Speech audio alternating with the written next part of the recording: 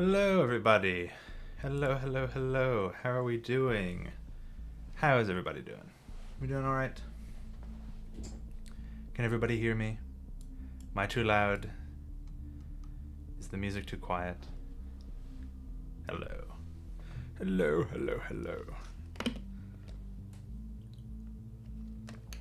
I'm a little quiet. Okay. Let's see. Bring that there. That up a little bit, maybe. That might be a bit better.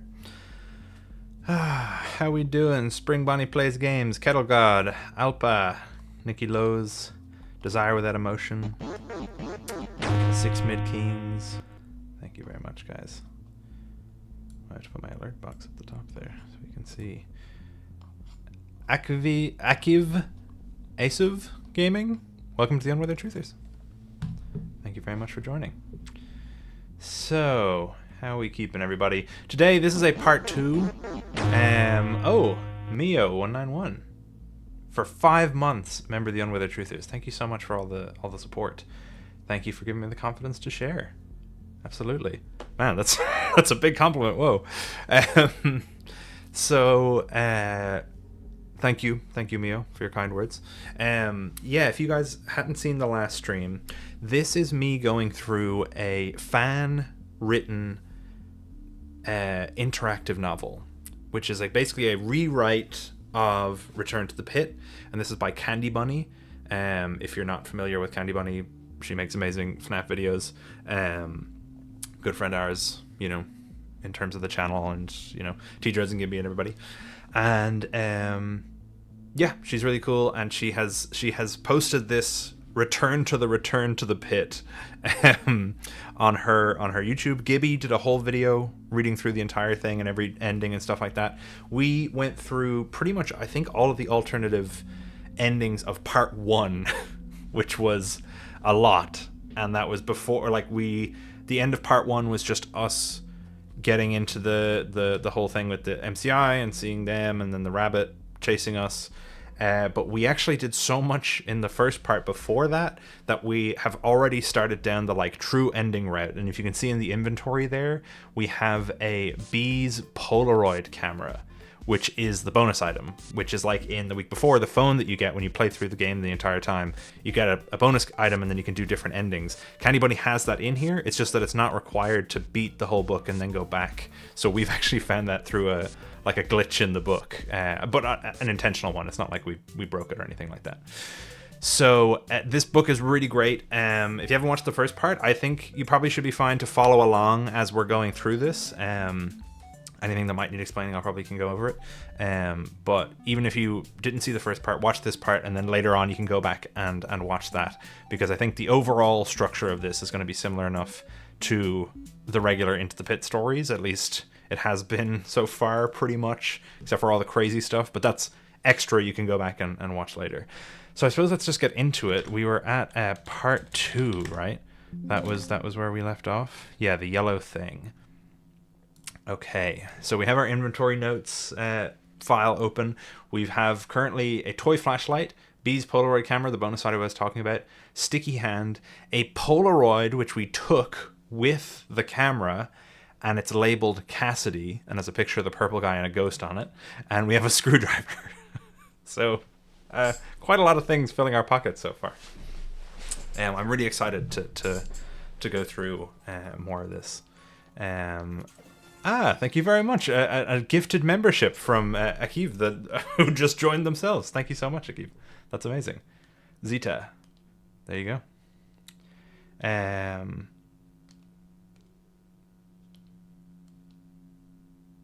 Okay, let's start. So, part 2, the yellow thing. You stand tense in your room with your eyes fixed on the closed and locked door, but the yellow thing doesn't seem to follow you in. What on earth just happened? How did you end up in this place? You do your best to control your panicked breathing. What is happening? You need to get out.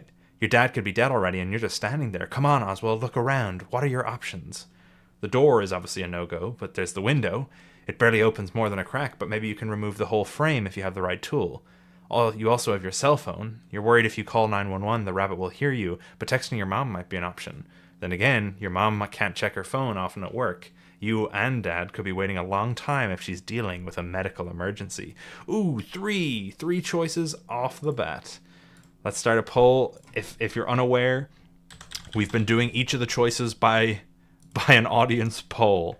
So let's say window 911 911. Let's just say police. I'm trying to write that in a way that won't get flagged by YouTube. Sorry. Text mom. So window, police, text mom.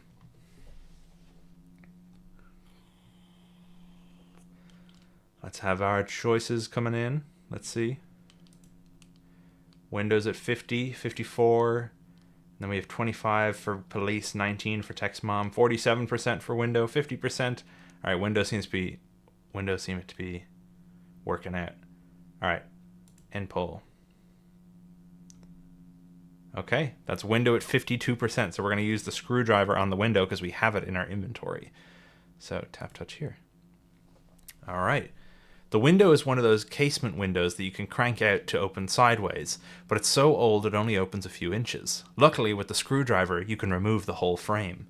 You start to take out each screw, terrified of making too much noise. Your worst fear is accidentally pushing the frame out too early and it tumbling loudly to the ground outside, but no such thing happens. You're shocked at how easily you're able to slip the frame through the window hole and into your room. You delicately set it against your wall.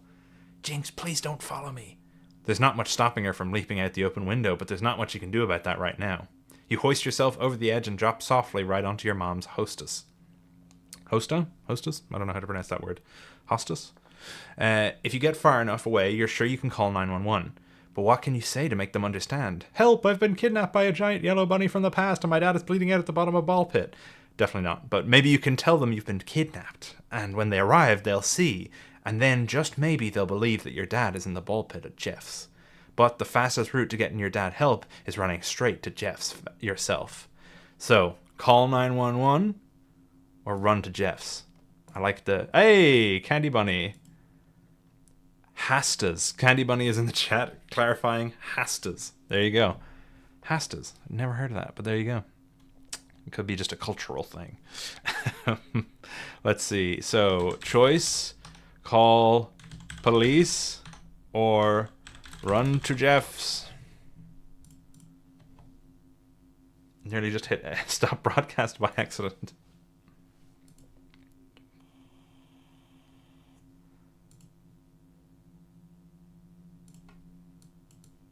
Let's see.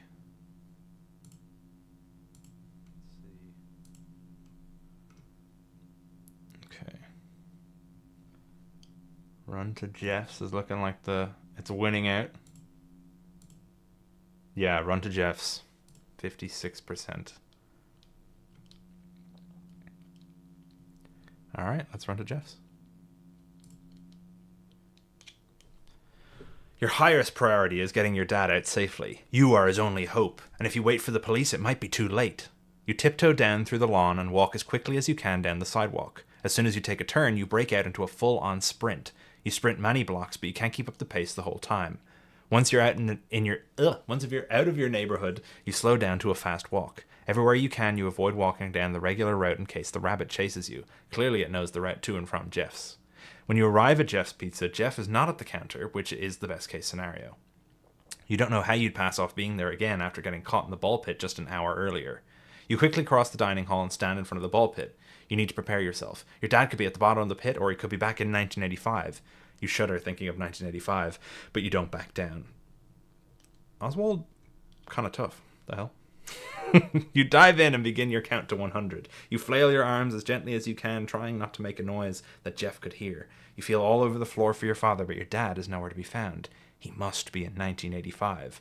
When you emerge, there is no screaming. That's good, but there's also no people. You peek over the edge and find yourself in an entirely empty Freddy Fazbear. Oh, okay. So we're doing the game thing. We're doing the game thing of going back in time to Freddy's to save our dad while he's been kidnapped. Because if I remember correctly, in the original book, Oz found his dad in the pit at the very end, but he didn't have to go back in time again. Once he saw the MCI, that was the last time he went in. But in the game, it's more like this, where the inciting incident is seeing the MCI, and then he goes back more and more. Oh, this is awesome. Oh, I forgot to end the poll. We ran to Jeff's already. End that poll. Okay, this is really cool. Candi, you've got me hooked. You've got me hooked on this whole concept. I love it. Let me see. I feel like a lot of people don't know we're live, so I'm gonna try and put out something. Just gone live to do more live stream. Do more reading of Candi. I'm gonna @ Candi Bunny. Candi Bunny. Return to the pit.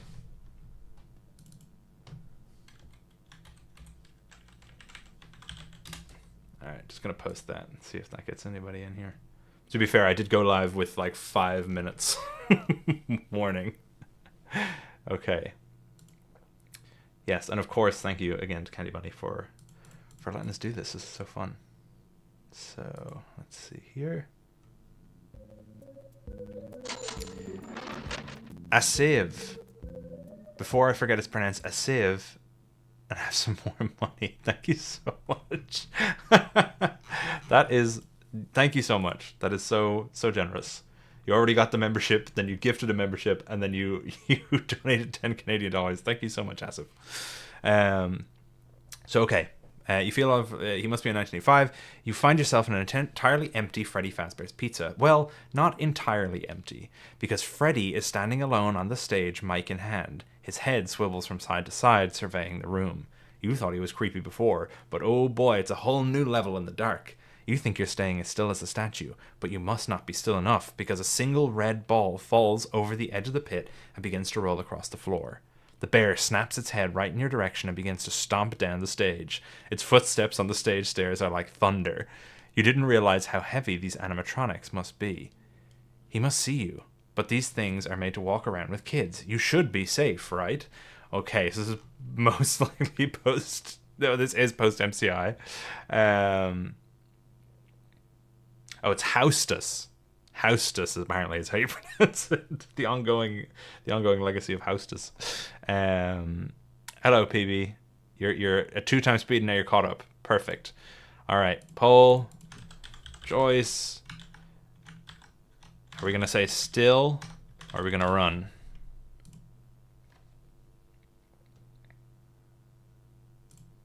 Are we gonna treat him like a T-Rex?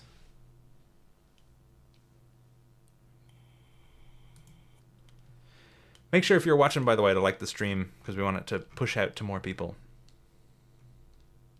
Get more and more of the community in here. Make these choices as reflective of our community as possible.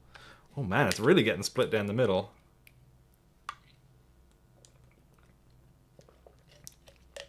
Okay, if one of them pushes over 60, I'll go for that one.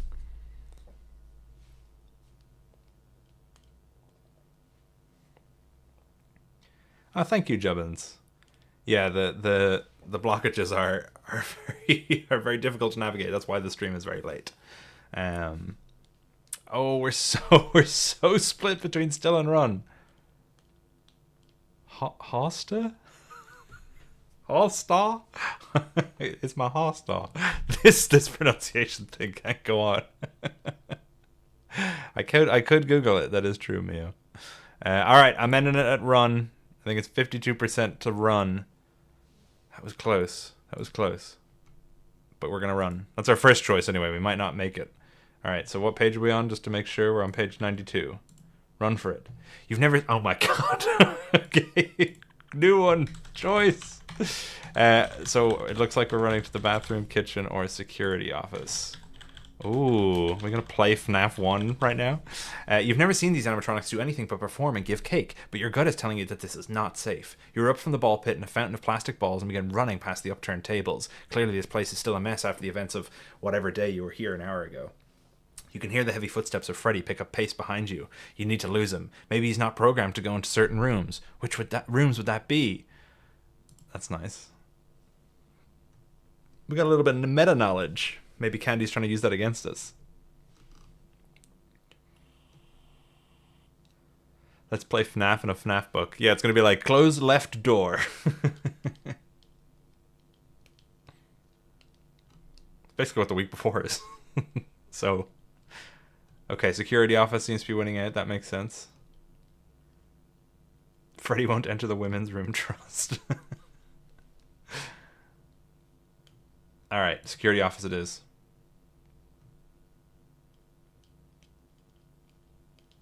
I wasn't even here to read the OG word. I don't know what it is, but I'm enjoying the pronunciation debate. Mongeeses 7102. That's really funny.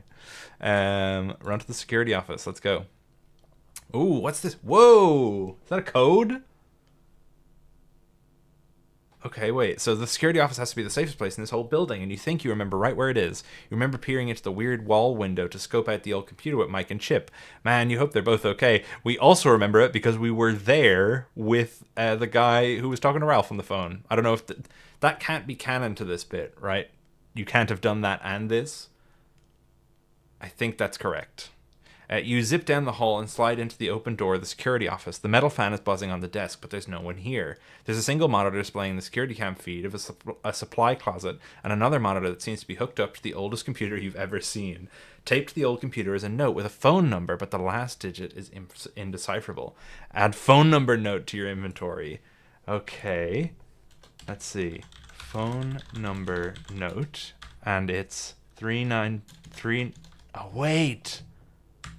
395248, and isn't it 7? Isn't that the purple guy code or something like that? Or 248 maybe? 248? 395248? 247? 2488? Ah! I'm looking it up. 395248. Oh, it just goes to 8 and then the last code.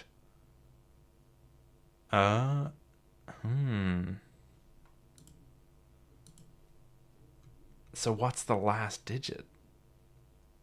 If it's not... 395248 something.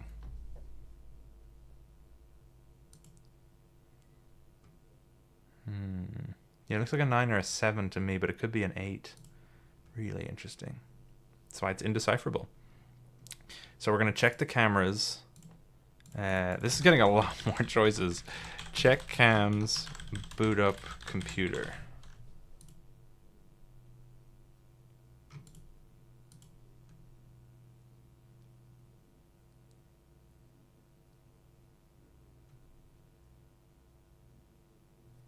Does kind of look like a question mark as well.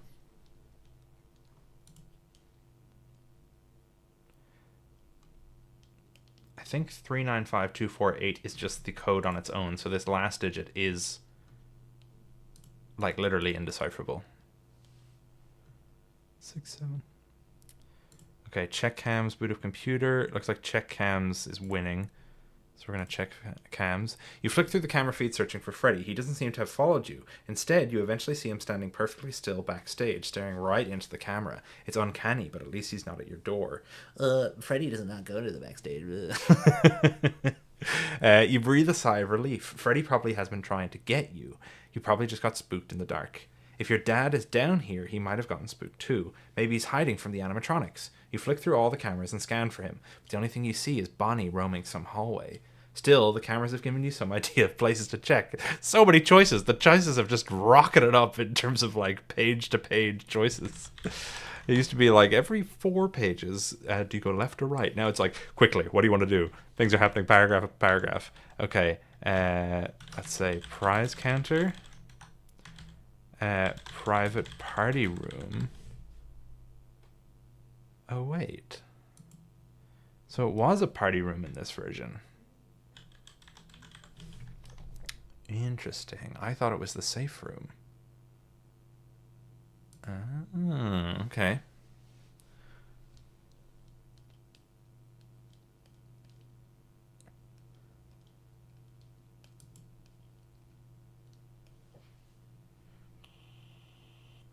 $500 polls this stream.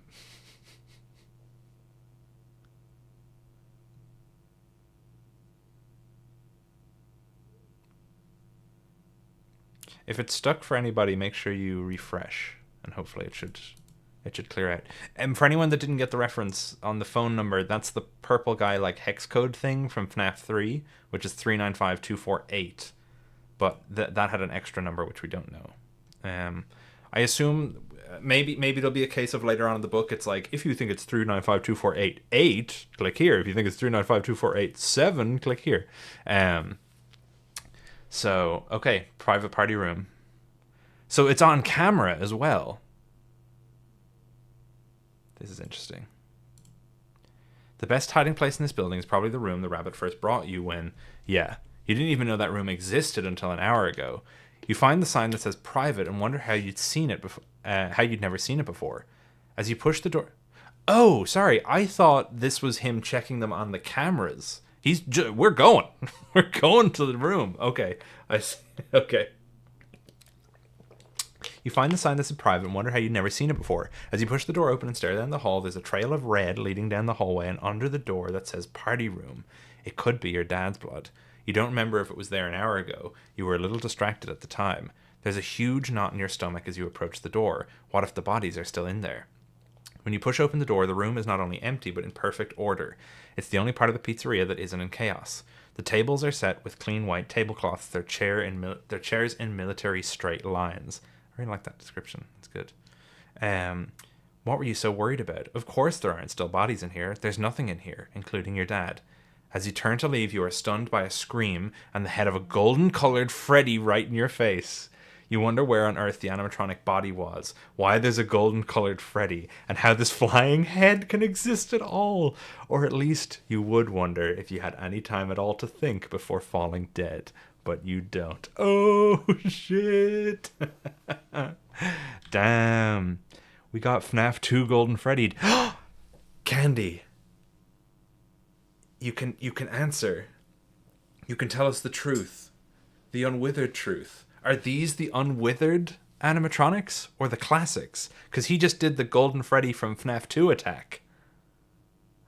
Candi, tell us. Are the unwithereds canon in your universe, or are they just classics that got retrofitted? I'm going to find phone number. Yeah, and then we checked the cameras, and then we were here. Candi, please. What's really important here is how to pronounce Hostas, I think. Hostas, Hostas. All right, I'm going back to the... So it was... previous poll was private party room, prize counter, and arcade. Oh, they were exactly 28 each. Okay, prize or arcade. Joyce. Oh, I don't think I even need to name these. Why am I naming these polls? Hostess theory.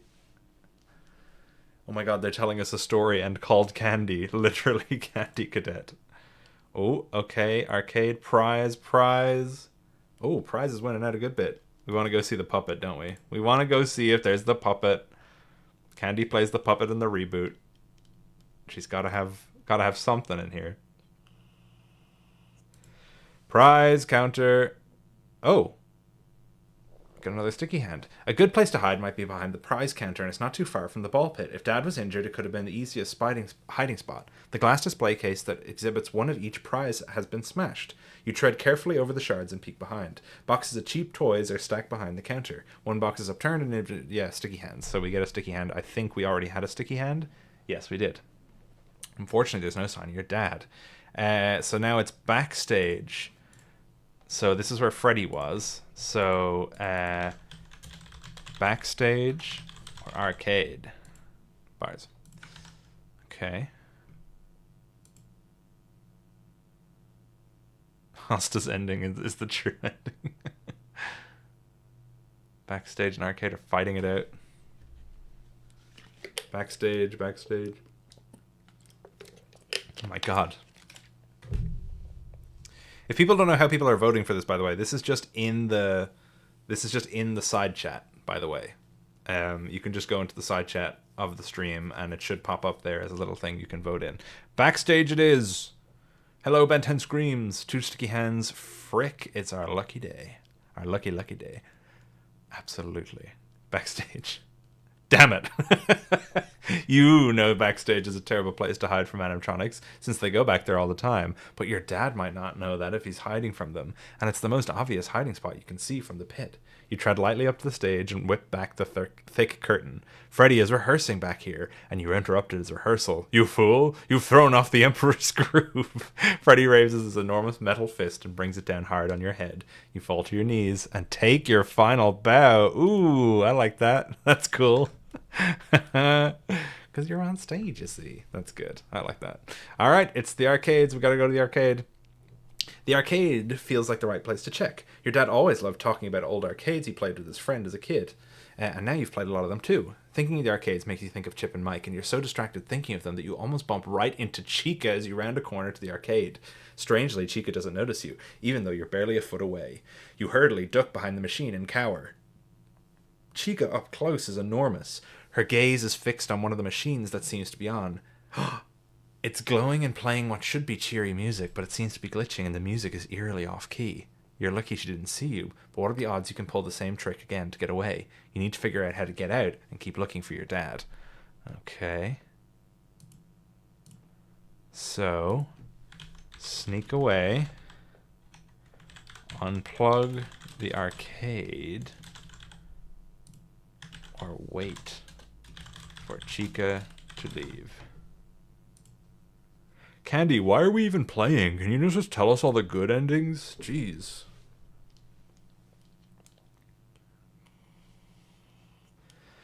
I'm thinking this is Midnight Motorist or something, or not Midnight Motorist, Fruity Maze.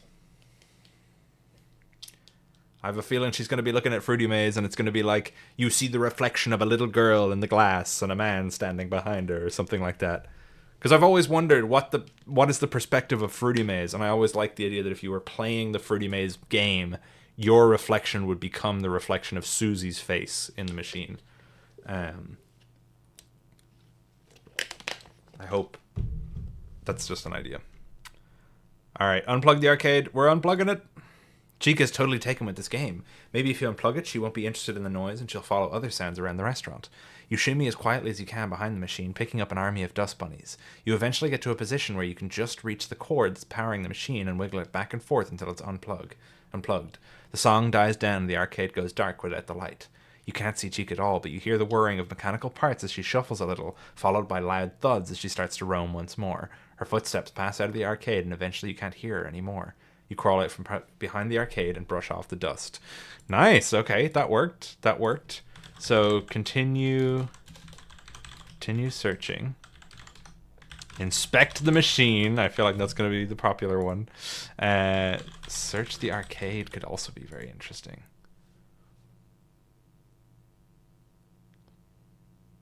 If Charlie and Abby were smart. Inspect the machine. I think I know which one's going to win. We're at 28 votes already. Let's see. We got 92 people watching. Let's get some likes going, huh? Let's try and push the likes up into the 80s. Because we're in the 80s. We're in 85. Let's get the stream to 85 likes. All right, inspect the machine. We're doing it. What was Chica's fascination with this game? You peer your head out the hallway she's left. It's quiet, no animatronics in sight. You return to the machine. You've seen it before, but it's never seemed interesting to you. Just a Pac-Man-like game where you play as a girl collecting fruit. You reach down and plug it back in. It once again beeps to life and that creepy off-key music starts up again. The screen is glitching when you hit start. It still boots up. Hang on.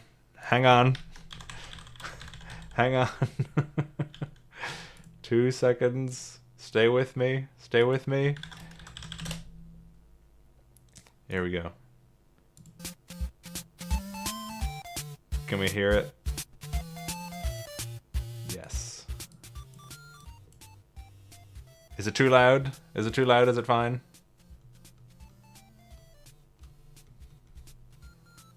Okay, we can hear it. Okay. Amazing. Okay. Alright. It once again beats to life and that creepy off-key music starts up again. The screen is glitching, but when you hit start, it still boots up. Collect the fruit. Ready? Go! But the sprite of the little girl doesn't respond to the controls. She just idles in the center of the screen, surrounded by food she cannot eat. There's nothing to see here, just a broken arcade. But you just can't bring yourself to look away. Hang on. Wait.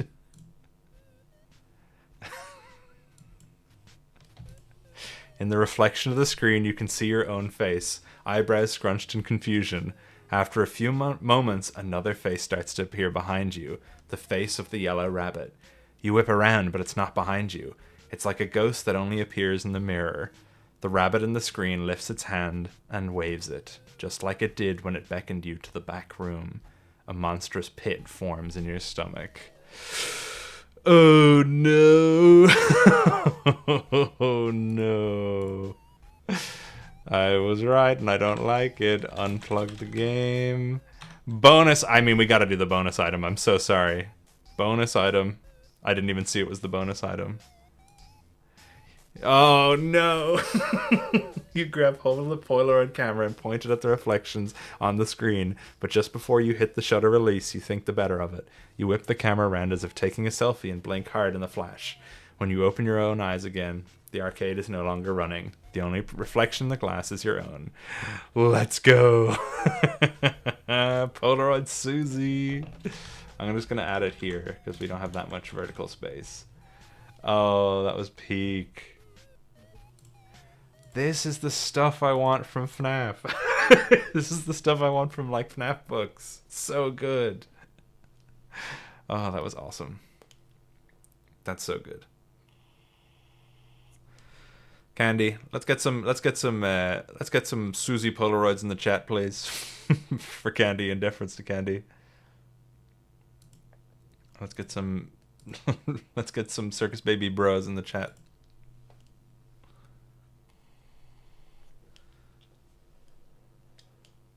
Hey, do you have any tips on how to make a good interactive novel? I've tried to do my own, but they never turn out good. Anyways, I hope you had a great day. Thank you for the question, lolbit fan.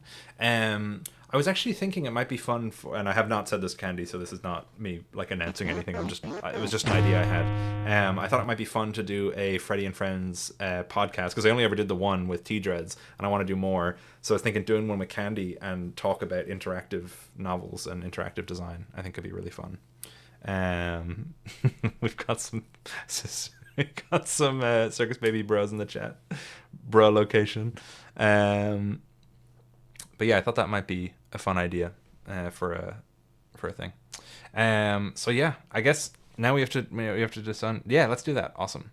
All right. So are we gonna search the building? Because I think we've been most of the other places in the building. We haven't searched the arcade. And if I remember correctly, in the game, the secret workshop that your dad is being kept in, there's a door to it in the arcade behind one of the cabinets. Yeah, search the arcade. It was so overwhelming. Are you...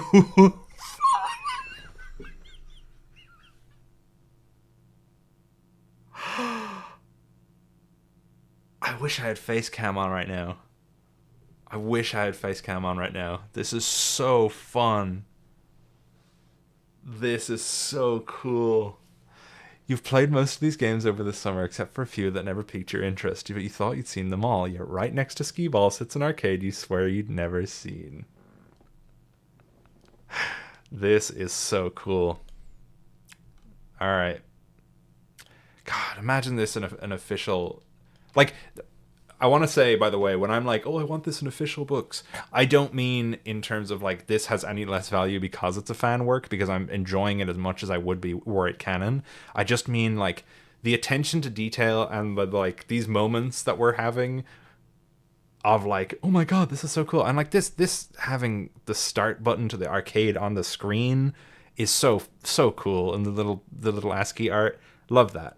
You know, it's cool because it's breaking the format as well, you know, and it's making the book feel kind of eerie and weird. I just love the attention to detail, and I kind of wish we had stuff like this. I feel like the week before was along those lines, maybe more so than the other two. The other two had some fun stuff. This is particularly fun. Okay. Let's play Midnight Motorist in this book. A single shiny play token rests on the edge of the machine. You grab it and insert it into the slot. The screen flashes. 3, 2, 1. Hang on. Hang on. You know we gotta do it. You know we gotta do it.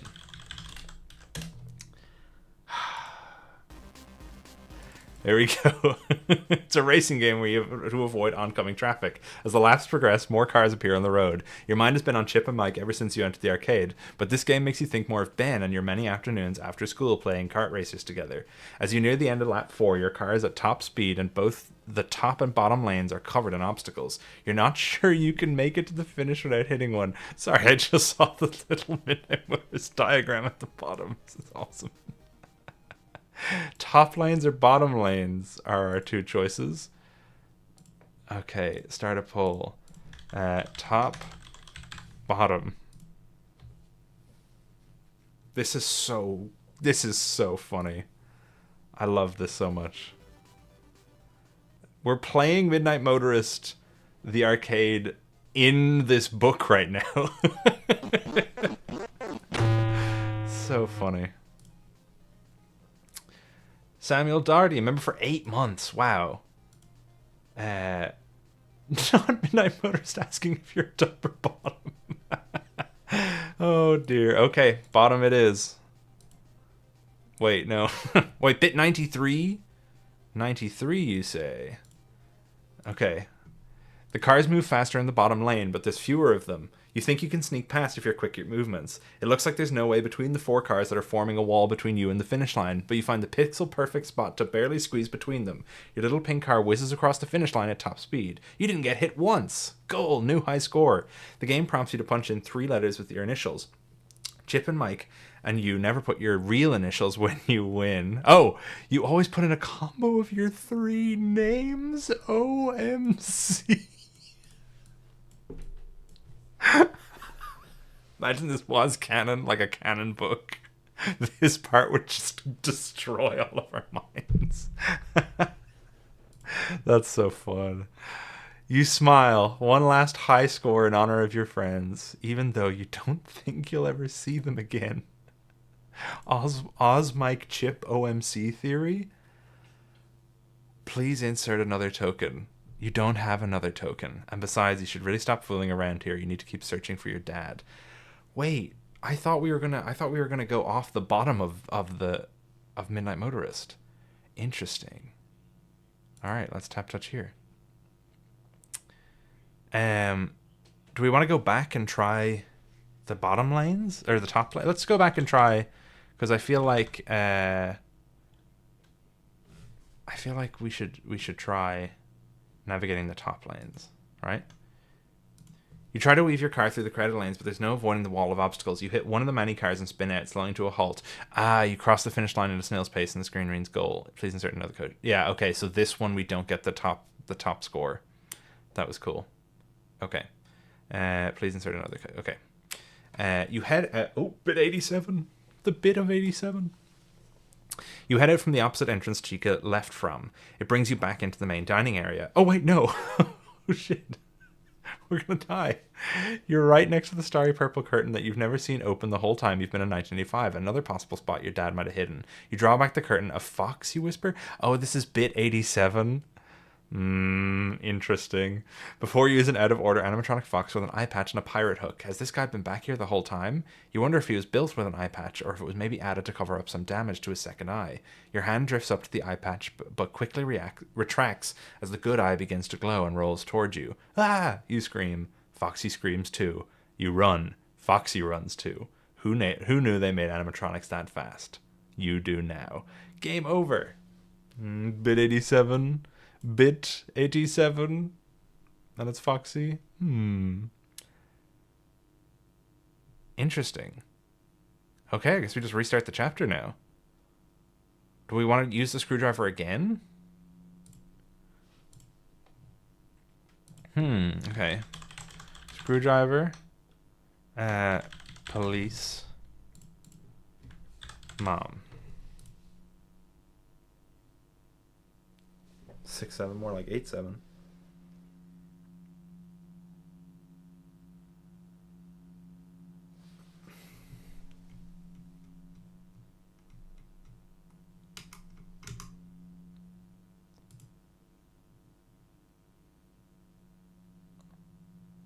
Oh, wait. Maybe the bottom lane path was different. Hang on.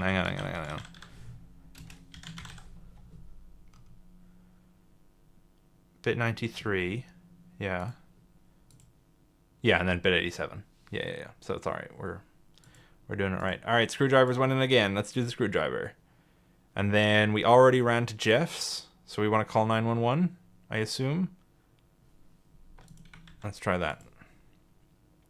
This is the exact sort of emergency that calls for the police. As soon as you've made a safe distance from the house, you dial 911.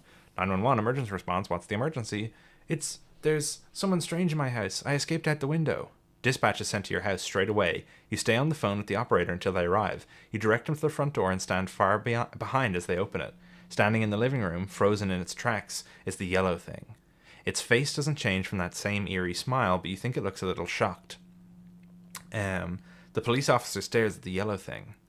Kid, can you verify this is not your father? Someone asks. You're dumbfounded. What? It's a rabbit. An officer places a hand on your shoulder and turns you to face them. What do you mean? That's not my father. Obviously, my father isn't a rabbit. I have a real human father, and he's missing. The first officer begins apologizing to the yellow rabbit, and the one holding you pulls out a light and starts waving it in front of your eyes. They don't ask you any more questions, but just start to discuss what condition you might have. This is straight out of an episode of Abode MD, an officer says, and you hear another laugh.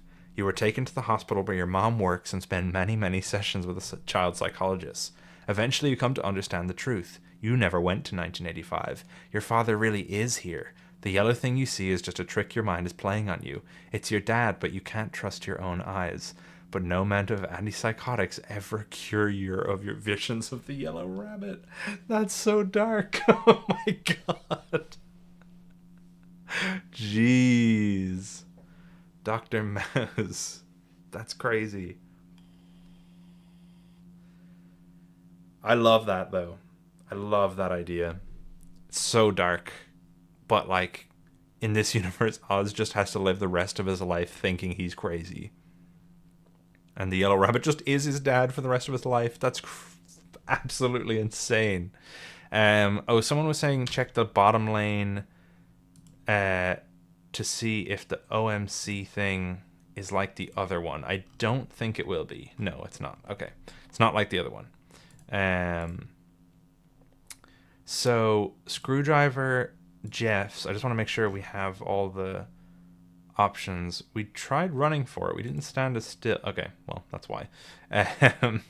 You heard the advertisements of the speaker say Freddy's is the safest place on earth. You keep telling yourself that right until the moment the animatronic bear lifts you fully out of the pit by your arms and swings you across the dining hall like a rag doll. I think the bear broke my spleen, you think, as Freddy closes the distance entirely too quickly. As you watch the enormous animatronic bring its foot down on you, we realize he's going to break everything else. Ouch. Okay, so I think that's everything, right? Because you can run. Oh, we went to the security office before. We haven't tried the bathrooms or the kitchen. So I suppose I'll just go through these. Yeah, okay.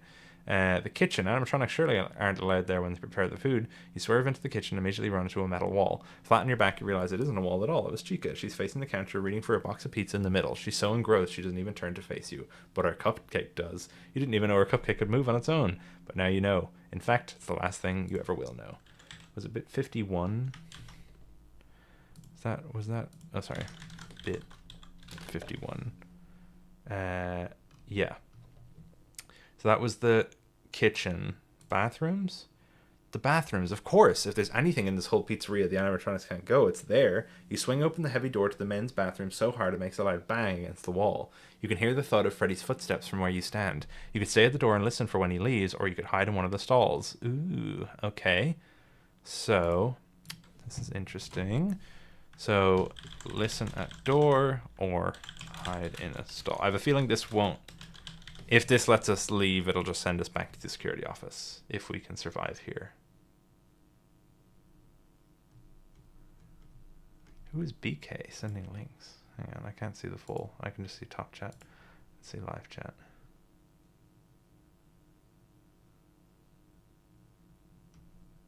Hide in the stall. Hide in the stall is winning. Okay, let's hide in the stall. This is bit 54. Okay. You're not taking any chances. You whip open a stall and climb on top of a seat so not even your feet can be seen from the door. How long should you wait here? You can't hear Freddy, which is a good sign, right? It feels like several minutes have passed, but you know that time moves strangely when you're in situations like these. You'll give it just a moment longer. Bang! The bathroom door swings open. You quietly cup your mouth to your hand and keep from crying aloud as another animatronic paces the bathroom. Their footfall is lighter than Freddy's. Bonnie, maybe? Although Freddy and Bonnie always seemed about the same size to you. When this animatronic finally clears out, you wait a good long while before daring to peek over the top edge of the stall. The animatronics are acting weird. Since your dad wasn't at Jeff's and wasn't in the ball pits itself, maybe he hid somewhere around the pizzeria. You need to look around, but carefully.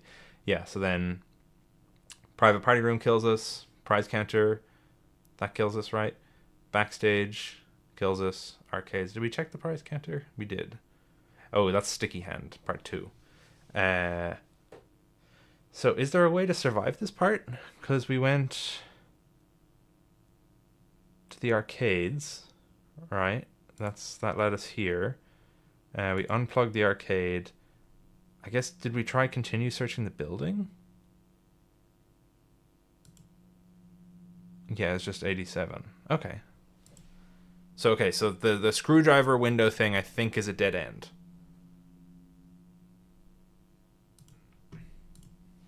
So now we have police or mom, and I'm feeling like the mom one is going to get us to keep going because that's what happens in the original story.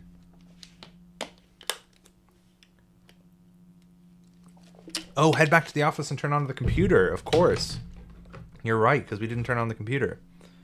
Hang on. You're right. I'm dumb. If you remain as still as you can, if you run for it, then security office, boot up the computer. Yes. You love watching old movies with your dad and see lots of boxy looking retro tech in the movies, but this is the chunkiest computer you've ever seen in real life. Looks like the computer Dr. Blair uses in The Thing. You smile as the computer turns to life. It took so much convincing for your dad to let you watch The Thing because he insisted it was too scary. You thought it was going to be the most intense movie you'd ever seen, but the special effects were so old that it wasn't scary at all. The monitor goes blue and displays a password screen. Rats! Of course you need a password. If you try to find a password written somewhere in the office, tap touch here. If you smash random letters on the keyboard, tap here. Man, good catch. We'll call mom in a bit, but let's see. So password written down. Find password written down. I wonder if it's going to be like an RWQ Easter egg. This is bit 63. This stinks of lore. Yeah, I know. Okay, password written down. Yeah, password written down seems to be the prevalent one. Maybe the password is on a note around here somewhere. Oh, duh. There's the note that was literally taped to the computer. Maybe it's not a phone number, but a passcode. You try typing it in. Try every number from 0 to 9 for that last illegible number, but no dice. Guess it was a phone number after all. Still, there's other notes around here. You check the walls, which are full of papers, but they're mostly children's drawings of Freddy's characters. You try the desk drawers. No notes there, mostly just files filled with receipts and invoices. That's when you see it, scratched in pen onto the surface of the desk itself. Copelia! Aww. You punch it into the computer and voila! I'm in, you whisper to yourself as a word processor from the Stone Age has pulled up a memo titled Staff Announcement Script. Oh, shit! Yes. This is... Okay, well, I guess if we're pulling up... I mean, listen. Give me 2 seconds, guys.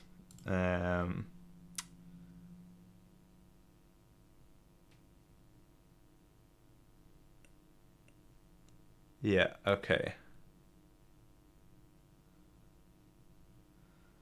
Hang on. Oh no, this is so... Where is it? No, this is not it. Yes, I got it. Okay.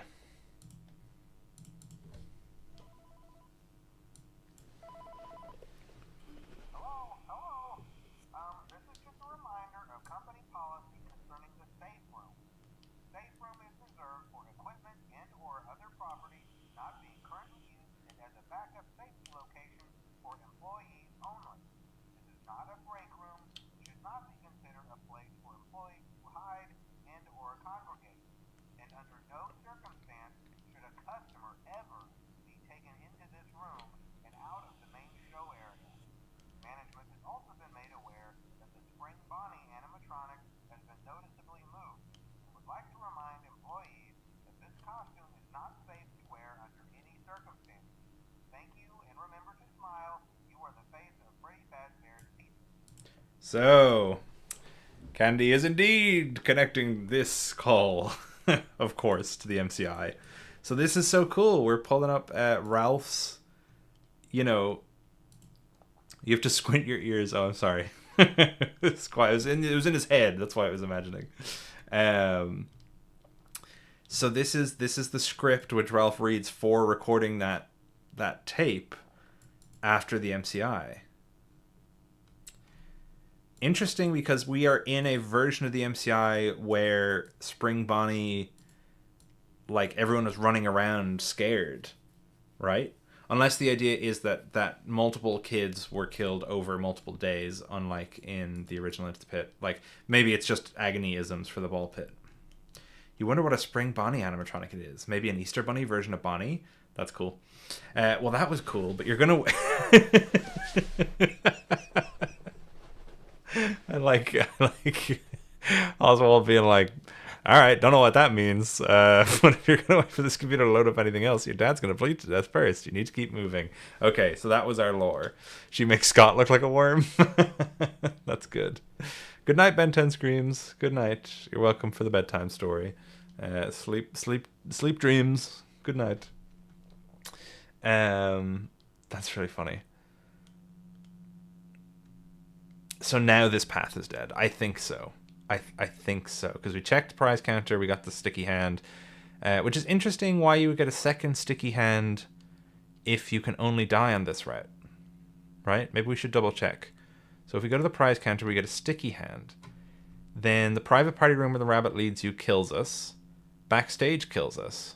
Arcades?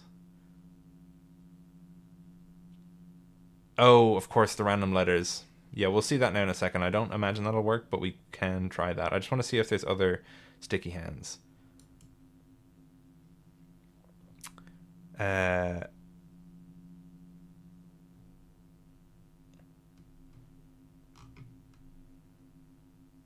trying to figure out what Deborah Mandantis is. You gotta be kidding me. What's wrong? I don't get, man. I did warn you. Warned us about what? We didn't sneak or wait yet. Oh yeah, okay, so I see. Wait, sneak. Okay. Okay. So, sneak away or wait. Because we did the unplugging bit.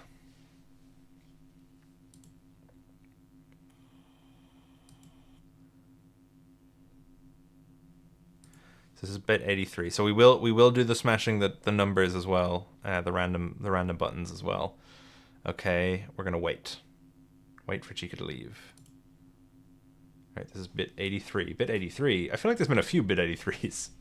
Bit 83. By far the safe bet is keeping still. Chica can't stay here forever, you think. You're not actually sure. How many hours of charge does an animatronic have? You hold still, smushed behind the arcades for what feels like a lifetime. You're stiff and you have dust in your face, but you don't move a muscle. Unexpectedly and with seeming no prompting, Chica raises both her arms above her head and brings them back down on the arcade. It fizzles and sparks. Chica turns to leave. You hear the sound of shattered glass crunch under her feet as she passes through the arcade and eventually out the door. Whatever's going on, the animatronics are definitely not acting right. Okay, so then this just brings us to search the building or search the arcade. So, search the building. Won't work. So search the arcade. Midnight Motorist. Bottom lanes. Go here. Dead. Okay, so then we go back to bit 83. And then sneak away. Chica didn't climb out. Didn't see didn't see you climb under here, and you were basically right under her nose. She's either oblivious or doesn't care. You carefully crawl out from behind the machine, eyes fixed on Chica. Her head snaps to look at you, and you freeze. Then again, maybe not. Chica reaches down with both hands to grab you, and you try to crawl away as fast as possible. She reaches down and pins your leg, more than pins it. She crushes it. She pushes down so hard, you hear the floor underneath start to crack. Oh my god. You cry out in fear and pain, but you're soon silenced forever. Okay. People are saying... Oh, no way. Wait a second. Is there... Oh! Oh my god. Oh, come on. Oh my god. This is so cool. Oh, look, there's no mound. We can't go to the mound. Oh, this is so cool.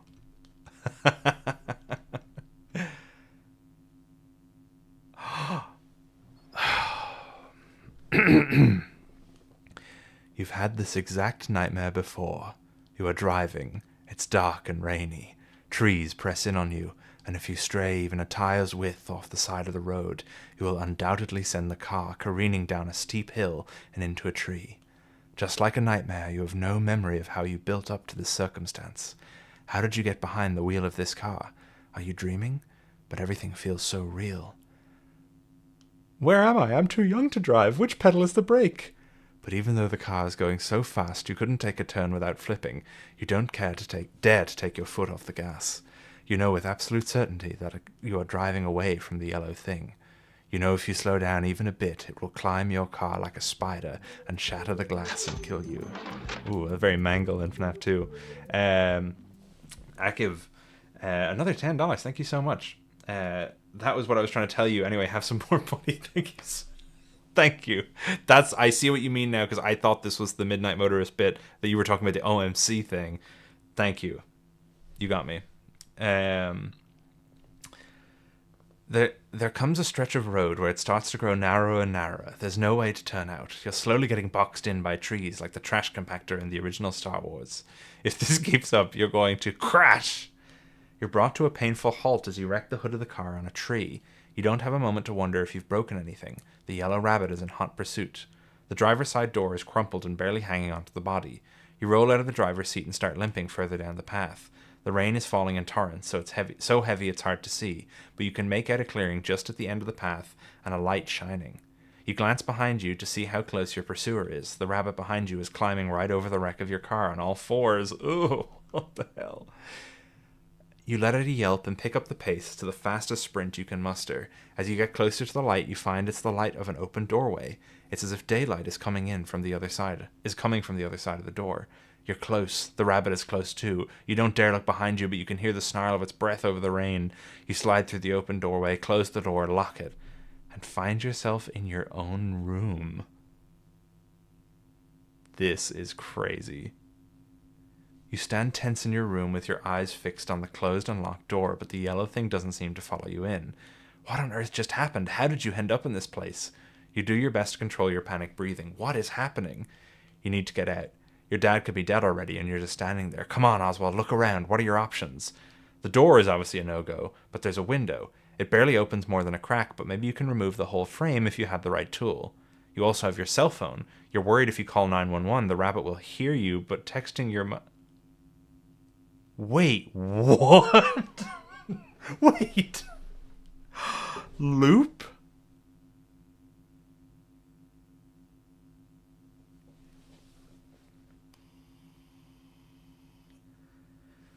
That's how you keep the second sticky hand.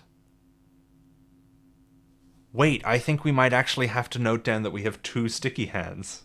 I know it said if you have a sticky hand. I'm just going to write it down just in case.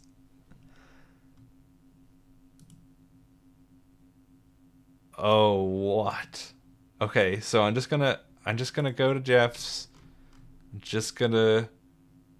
I'm gonna run for it. I'm gonna go to the security office. I'm gonna go to the computer. I'm gonna smash random letters. Okay, here we go. You close your eyes and hover your left hand over the home row of the keyboard. Use the Force, Oz. Maybe the password can come to you from some outside influence like a movie protagonist. Yeah, you're not really feeling it, but you try anyway. You quickly run your fingers over 3 rows and open your eyes. Oops, caps lock was hit. Oh, that was stupid. What kind of password is RWQFSS? You hit enter.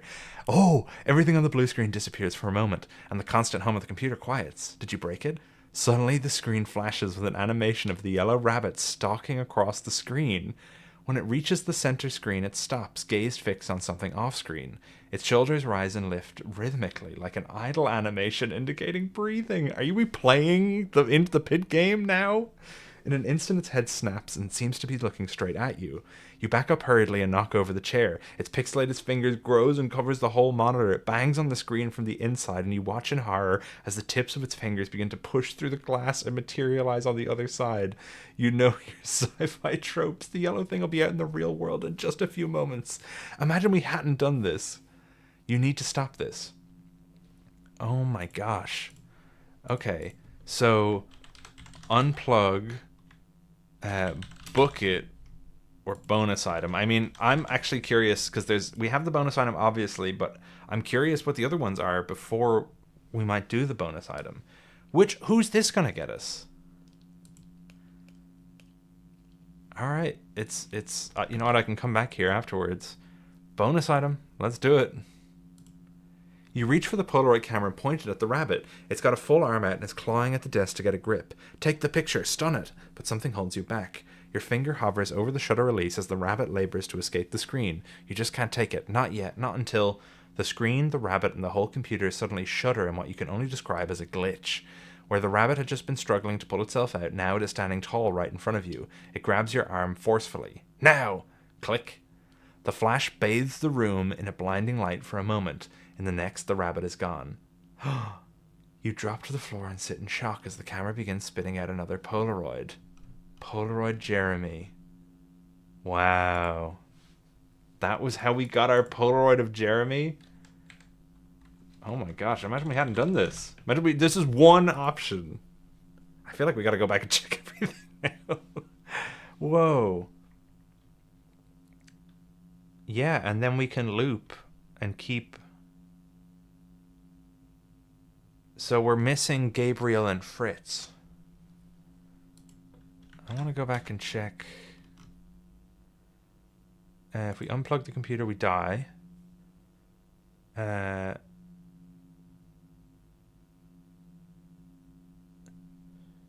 a Luke Skywalker reference. Let's see. Book it out of the office, and we die there as well. Okay. You don't know how to stop this, but you've got a few moments for a head start. You burst out of the office and sprint through the abandoned pizzeria. You run so fast and wonder if you should try it for track and field this school year. You can't go back into the pit, not until you've looked for your dad, so you decide to turn to one of the party rooms and hide under the long tablecloths. As you rip open the door to party room 1, you gasp in disbelief. Just inside the door, the yellow rabbit stands before you, grinning its same horrible grin. How? It can't be that fast. This can't be real. I must be dreaming, you think. You wish you were. If you were dreaming, it wouldn't hurt when it opens its fangy mouth and chomps down hard on your head. But it does. And if you were dreaming, you'd wake up again, but you don't. Wow. Okay. So we have Cassidy, Susie, and Jeremy. Interesting. Very, very, very interesting. Man, if we're liking this, make sure you all send your love to Candi Bunny. Make sure you subscribe to Candi Bunny if you're not already. This is so cool. Okay. Right. So I guess we are going to call Mom now. Candi, if there's anything we've missed in that part of the book, please let us know, because I'd hate to miss it based on, like, you know, just me forgetting one option. But that is amazing. A text is the only option that is guaranteed to not make a sound, and the bunny's head is half ears. Mom, emergency! Something's wrong with Dad! Come home now! You pray she sees the message immediately, but it's a full hour until your phone rings. She's calling you, but you can't answer. You can't risk the noise. You decline the call and text, can't talk. She responds, on my way now. After the longest 15 minutes of your life, you hear the sound of a knock on your bedroom door. Who is it? You whisper. It's me, your mom says. It's me, your mom says, exacerbated. Open the door. You unlock the door and open it just a crack. It's her. As soon as she's inside, you close it and lock it again. Oswald, you need to tell me what's going on. What can you say that doesn't sound crazy? It's Dad. He's not okay. I'm not even sure where he is. She places a hand on your shoulder, her face full of worry. Oswald, I just saw your dad. He's lying on our bed in our bedroom watching TV. He made you a chicken pot pie for dinner. It's sitting on the stove. What? I'm not hungry. You scramble to understand how it can be. You saw that, Dad? She nods. And he's okay? He's okay, but I'm worried about you. She puts her hand to your forehead as if checking for a fever. I'm okay. I mean, if Dad's okay, I'm okay. Is he really okay? How can he be here? You didn't hear the front door open. What happened to the yellow thing? Or did you perhaps imagine it all? Maybe it's a good thing school's starting back. I think you're spending too much time by yourself. Or too much time with people in 1985. Waka waka. Maybe so. I probably should just go to bed. I have to get an early start in the morning. I think that's a good idea, she says. And listen, if you're going to text me at work, make sure it's a real emergency. You scared me. I thought it was a real emergency. I'm sorry. It's all right, honey. Get some rest, okay? Okay. So Dad is safe, thank goodness. But under your bed, Jinx is crouched into a ball as if she's trying to make herself as small and invisible as possible, and no amount of coaxing will draw her from the spot. He must be safe. Mom wouldn't lie. But what did you see? What was that yellow thing? Are you using your mind? You don't sleep well. Either you or your mom have gone crazy, and right now your money is on you. This is not what you need the night before the first day of school. When your alarm finally goes off, you are drawn out of your room by the smell of bacon in the kitchen. Feeling better? Your mom asks, serving you up a plateful. Yeah, pretty hungry, actually. And you mean it. You scarf down 2 ham biscuits and some bacon slices like they're nothing. That's some American-ass breakfast right there. Ham biscuits? I don't even know. Oh, I forgot. Yeah, biscuits means a different thing.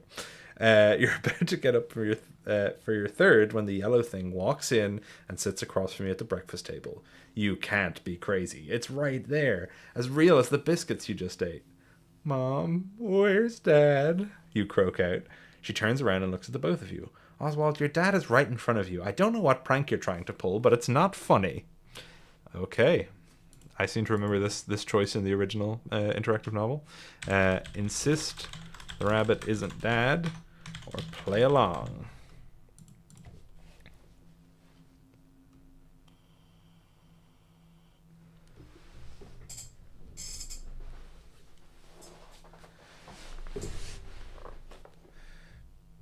Yeah, biscuits are cookies for UK and Ireland.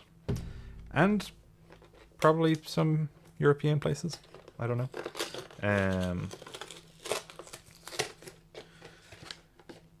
Let's see. I'm gonna grab some water real quick. Don't die without me. Actually, some more water would do me wonders. I don't have any guests to speak. Candi, would you hop on a call and entertain? Just for a few minutes. Talk to the people. Get the reactions live. Mom, when did Dad become a furry? Oswald, probably. Yeah, American biscuits are more like scones, but with butter. So play along seems to be winning. Candi.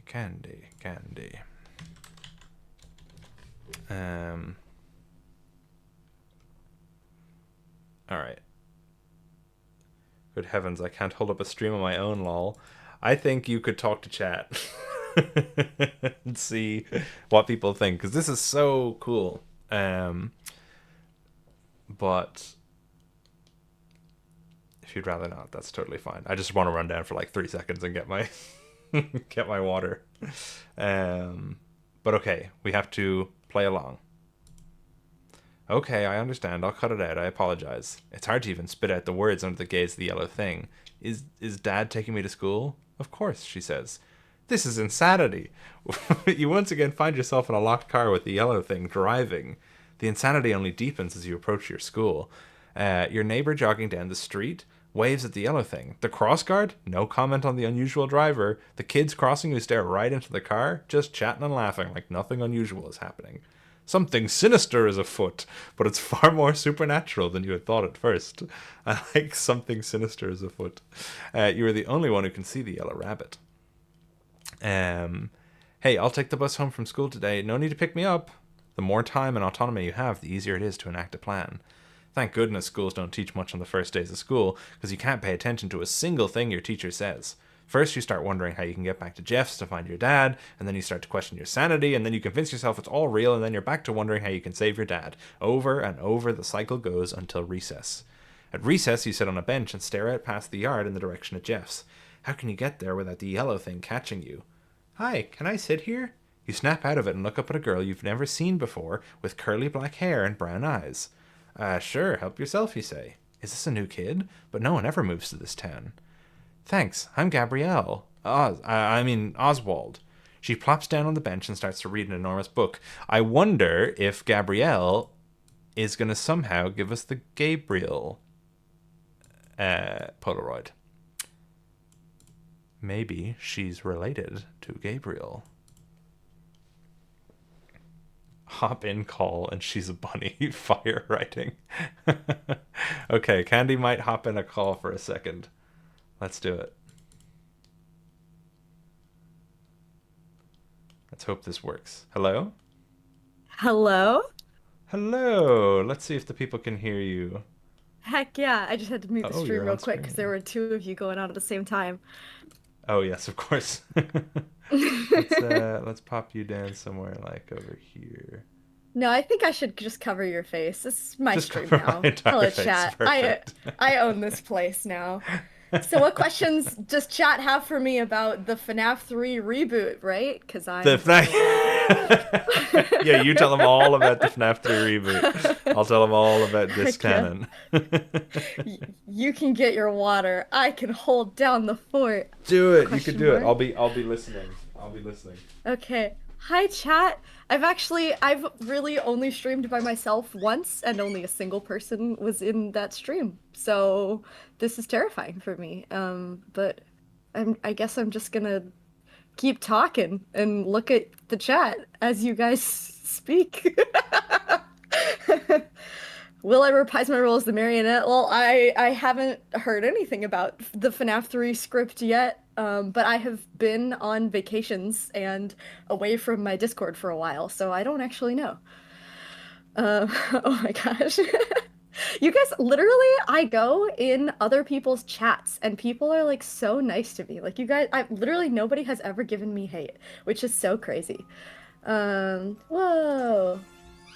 Gift memberships. I don't know how to say your name, but that's really nice of you. Heck yeah. Hold on, now you guys are going so fast, I can't even see all the questions.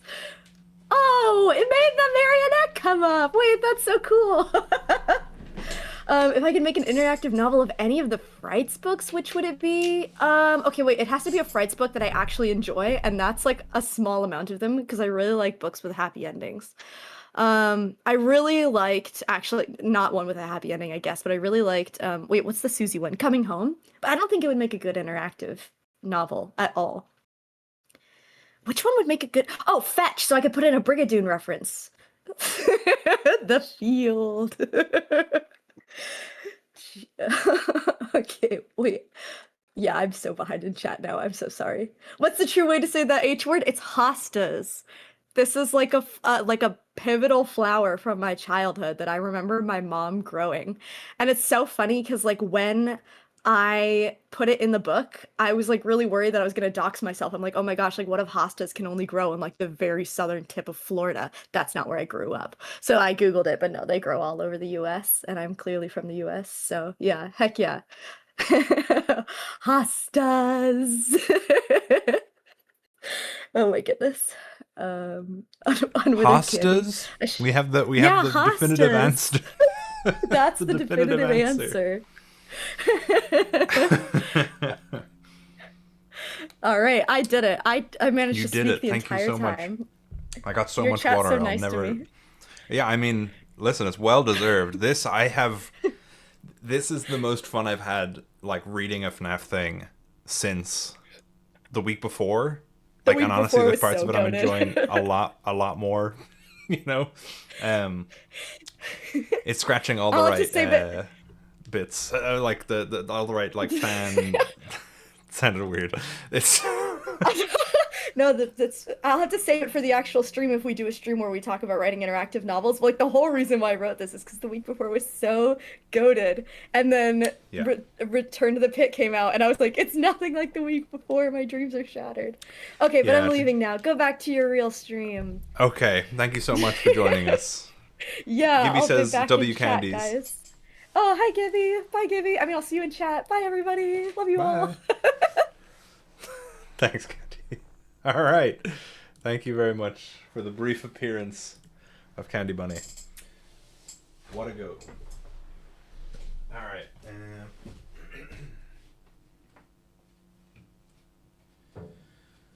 Let's see here. Just getting resettled after running down for my water. Gibby, would you like to hop in for a brief chat about the book so far? You can kind of see where we've ended up.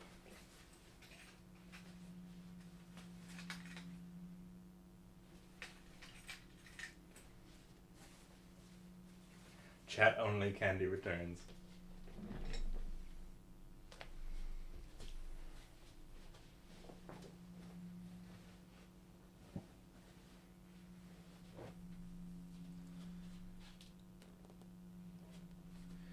Gibby, join us. Join us. Together we can be more powerful. Something, Star Wars, something.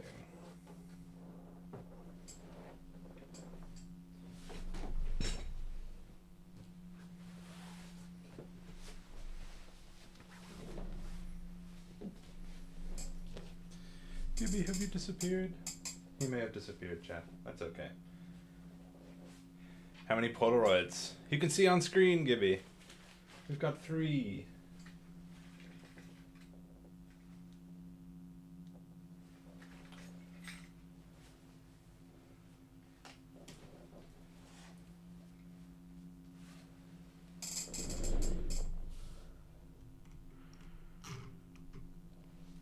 Gibby, if you want to join in and give us a hand, it'd be much appreciated.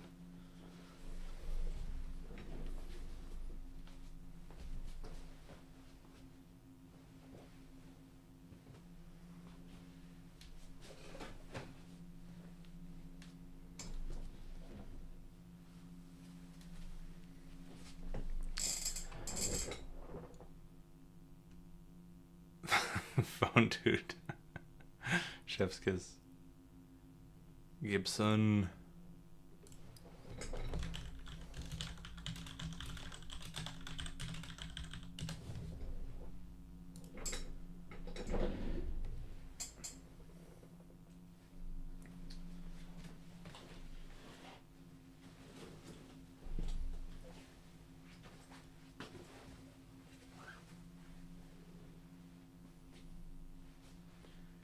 Can't hop on.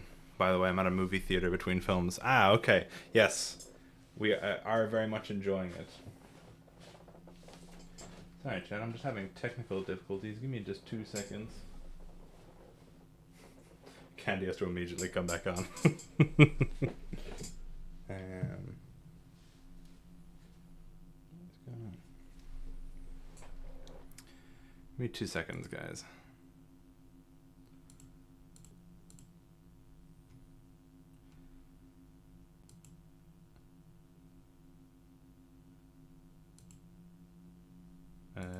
Is this changing?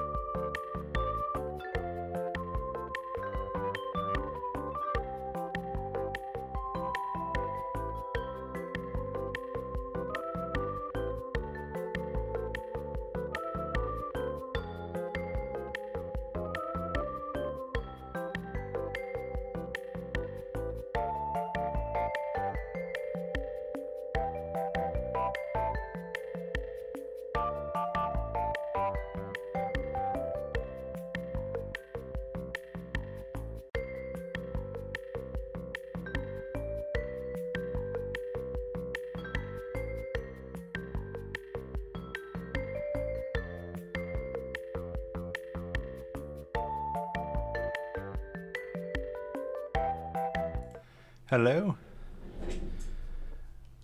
I'm very sorry. Sorry about that. My computer was just going a little bit wild, but everything's all good now. All right. Yes, we did do the the Midnight Motorist route, and we did get those Polaroids. So yeah, we've got the Cassidy, Susie, and Jeremy. We don't have Gabriel or Fritz, and I hope we're not missing it. But my theory is that we might help. Gabrielle might help us get the Gabriel one, maybe. Sorry about that. Power's back. That little droid did it. All right, so let's see. Are we going to talk to Gabrielle? Are we going to plot? Or are we going to ask her what she's reading? Sorry about the drop.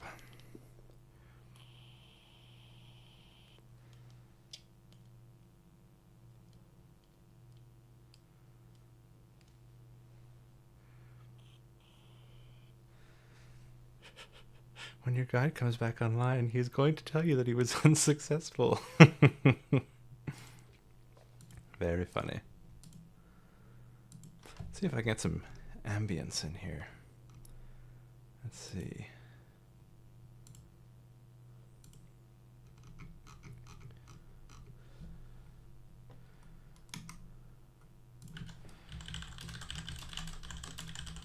Horror ambience. There we go.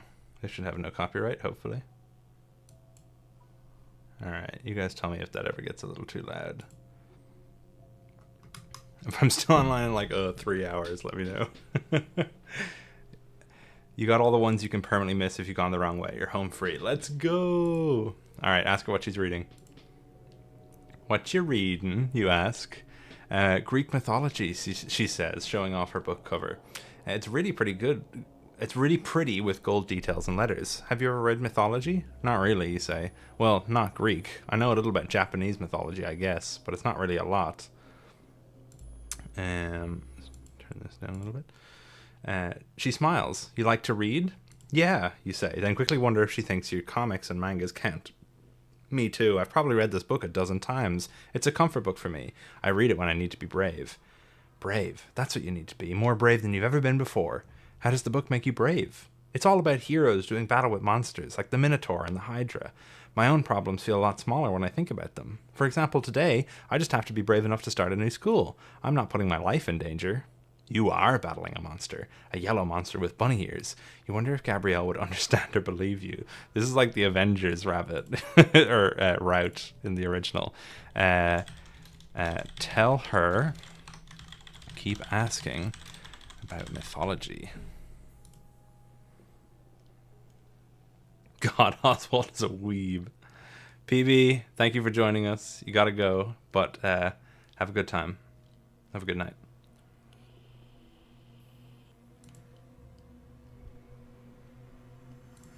Oh, this horror music is spooky.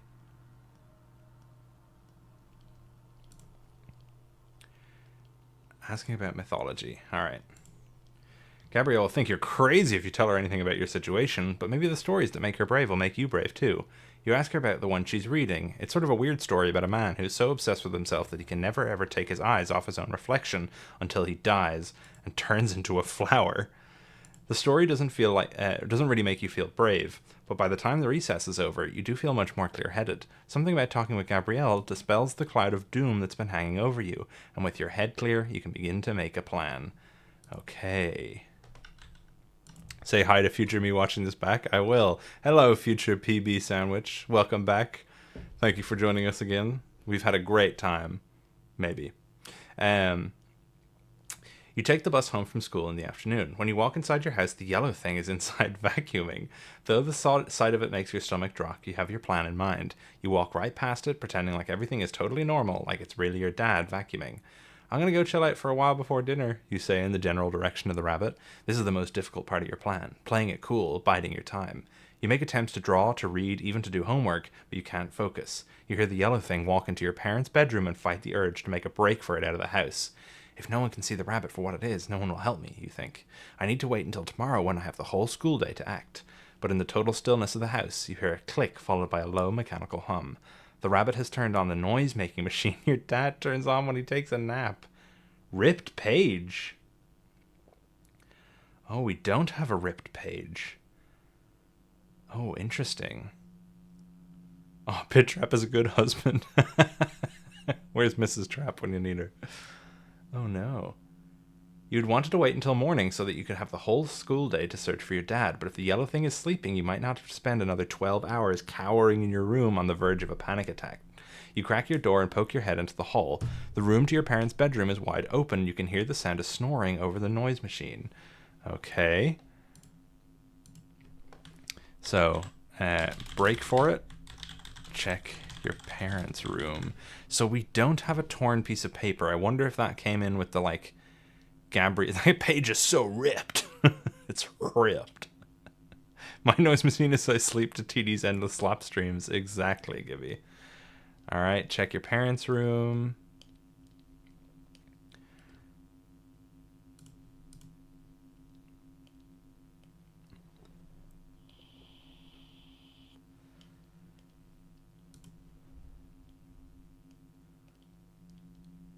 Okay, looks like check your parents' room is winning. What are you doing? Run away! Half your brain is pleading, but the other half of your brain is telling you that you have to check to make sure the rabbit isn't faking it. You step cautiously through your bedroom door and close it softly behind you. Inside your parents' bedroom, the rabbit is lying sprawled out in the bed like a still-limbed starfish. As you approach, you see its eyes are wide open, staring at the ceiling. You jump back, certain it sees you, but the yellow thing doesn't move. It's like it really is sleeping, but with its eyes open. Perhaps it doesn't have eyelids? You start to back up quietly, certain this is finally your chance, but a blinking red light catches your eye. It's a digital alarm clock. You and your dad have the same one. It blinks like that when an alarm is set.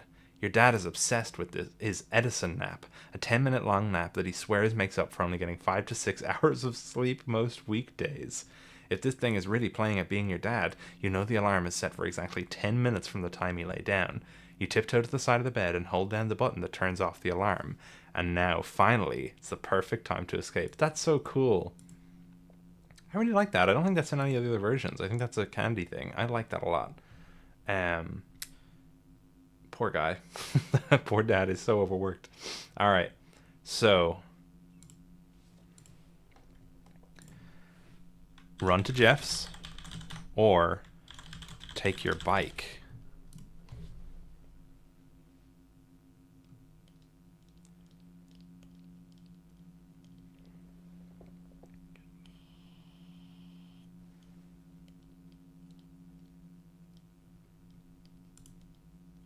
Take your bike, take your bike, take your bike. All right, let's take our bike. This is bit 98. Remember 98. Oh, okay. Your bike is in the garage. It's a huge risk to get out. The garage door always wakes up when your mom home gets home late at night. But when you think of your dad injured, alone, and possibly contracting pink eye at the bottom of that disgusting pit, you know you have to take the fastest route to get him out. Helmet or no, you ask yourself. Yes, you should. What if the thing comes after you and tries to hit you with the car? You take a deep... What if?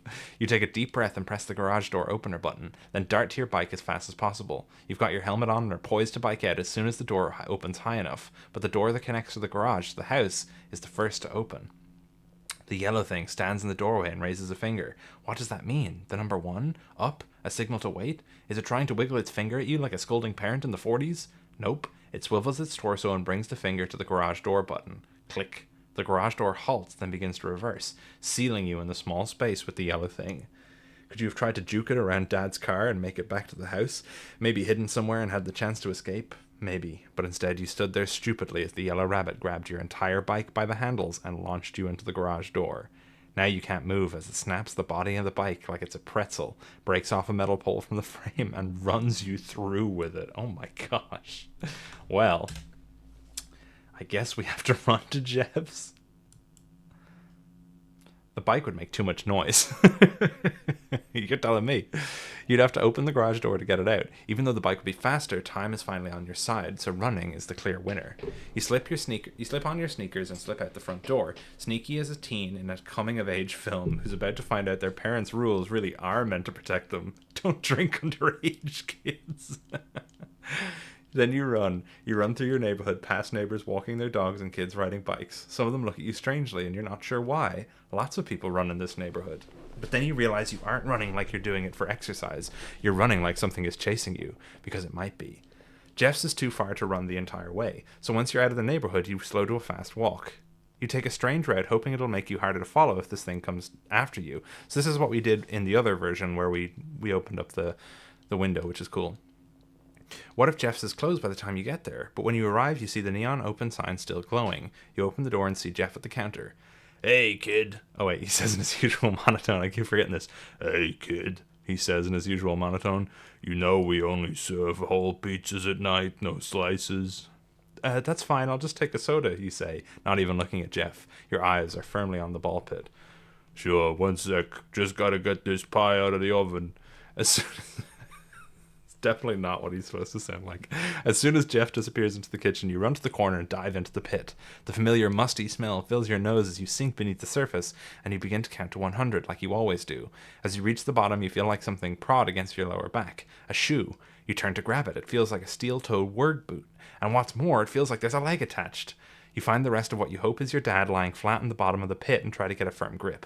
You would never imagine that you could lift your father, but you've heard of the hysterical strength people can get in situations like this. You feel the power of adrenaline in all your limbs. You push up against the floor and launch him and yourself up to the surface in a fountain of plastic balls.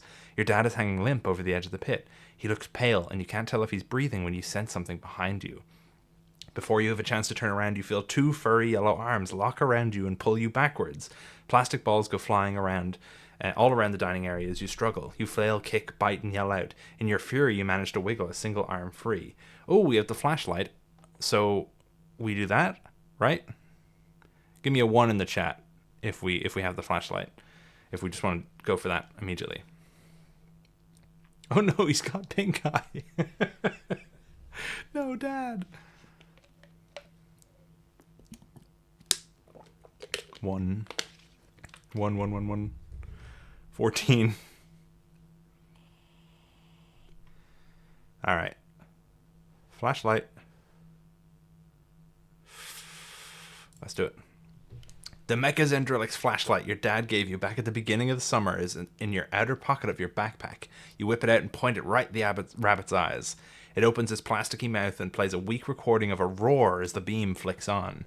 The yellow thing lets go of you to shield its eyes and leap out of the pit, getting some distance between yourself and the rabbit.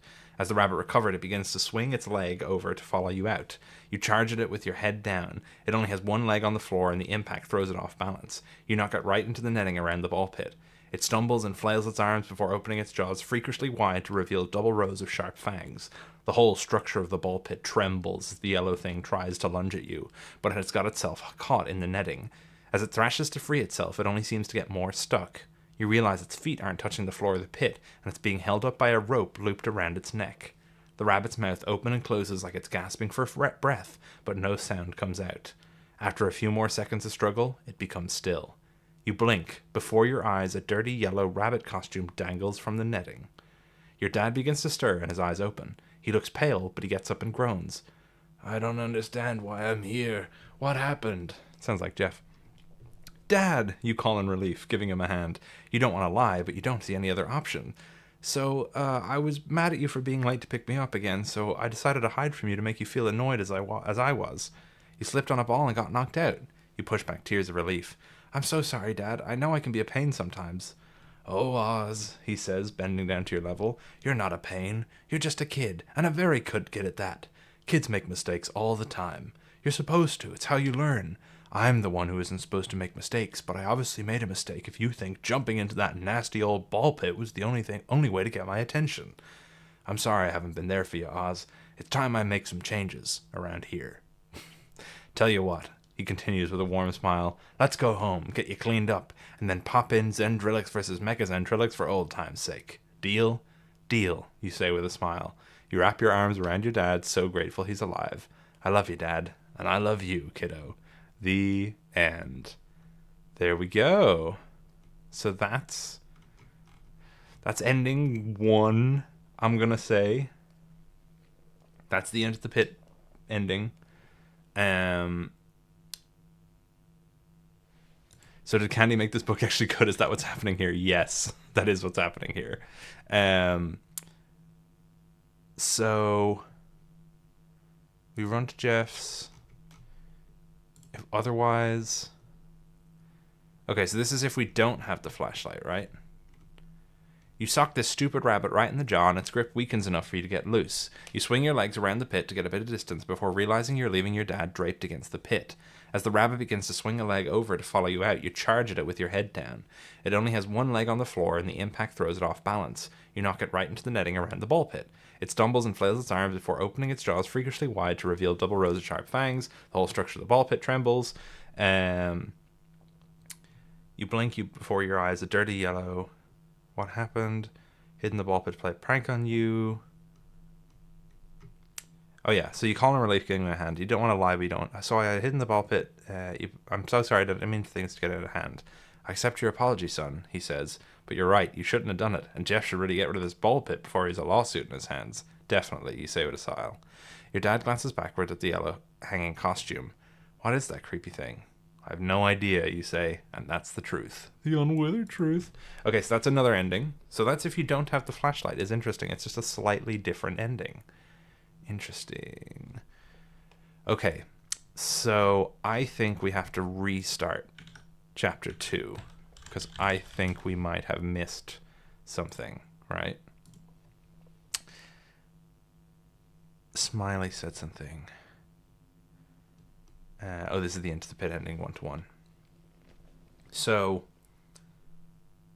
let's see. We texted our mom.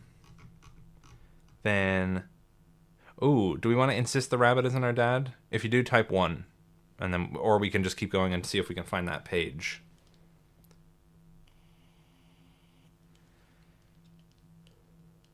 Yeah, the make amends ending and the good but not the best ending. Yeah, the make amends ending, you need the flashlight, which means you needed to be nicer to your dad earlier, I think. All right, let's insist the rabbit's not our dad because I feel like there's going to be something there. Mom, this isn't a prank. That's not Dad. You make your tone as serious as possible. Oz, are you being serious? Yes, you half shout. I would never joke about something like this. That is not Dad. The rabbit stands up forcefully from the table. She comes over to you and once again puts her hand to your forehead, feeling for a fever. I'm going to call the school. I think you should go to the hospital. She puts out her phone and then hesitates. This isn't a ploy to get out of school, is it? No, Mom. You're so exacerbated and feel like crying. I think we're in danger. How can she not see? How can she possibly think this thing is Dad?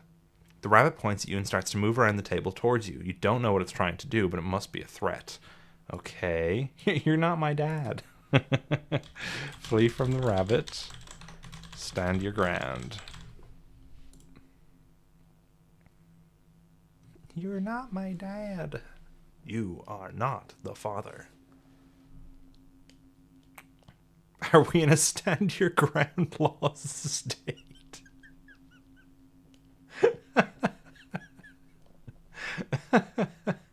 I don't know. Crazy question. The 10-year-old v. the rabbit. Your Honor, I had every right. Let's stand our ground, I guess. Your mom can't see this thing for what it is, just like Jeff couldn't. That means she can't defend herself. You're the only one who can save her. You quickly grab the only useful thing on the table, a butter knife, and place yourself between the yellow thing and your mom. You hold the knife out in front of you as it marches closer. Don't come a step closer, I'm warning you. Oswald, your mom scolds, but you can hardly hear her over the sound of your own heart beating wildly. The yellow thing stops moving forward. You can't read its expressionless face, but perhaps you've stumped it. What can it do now but drop the facade in front of your mom? In an instant, the yellow rabbit smacks your outstretched hand so hard you drop the knife. It brings its other hand on top of your head and smashes your skull into the kitchen table. Your vision is entirely gone. You can't stand or even tell where you are. Probably in a ball under the table, but for a few moments you can hear the world around you. Your mom's shoes tapping on the floor, the sink running, humming. Oh, Oswald, can you take the kitchen trash out when you get home from school today? She asks casually. No, you most certainly cannot take out the trash, because you're dead on the kitchen floor. I seem to remember an ending like this in the original Return to the Pit book. And I do like that ending a lot, because it's very upsetting with the way the mom just completely is taken over by whatever the yellow rabbit is wanting her to see.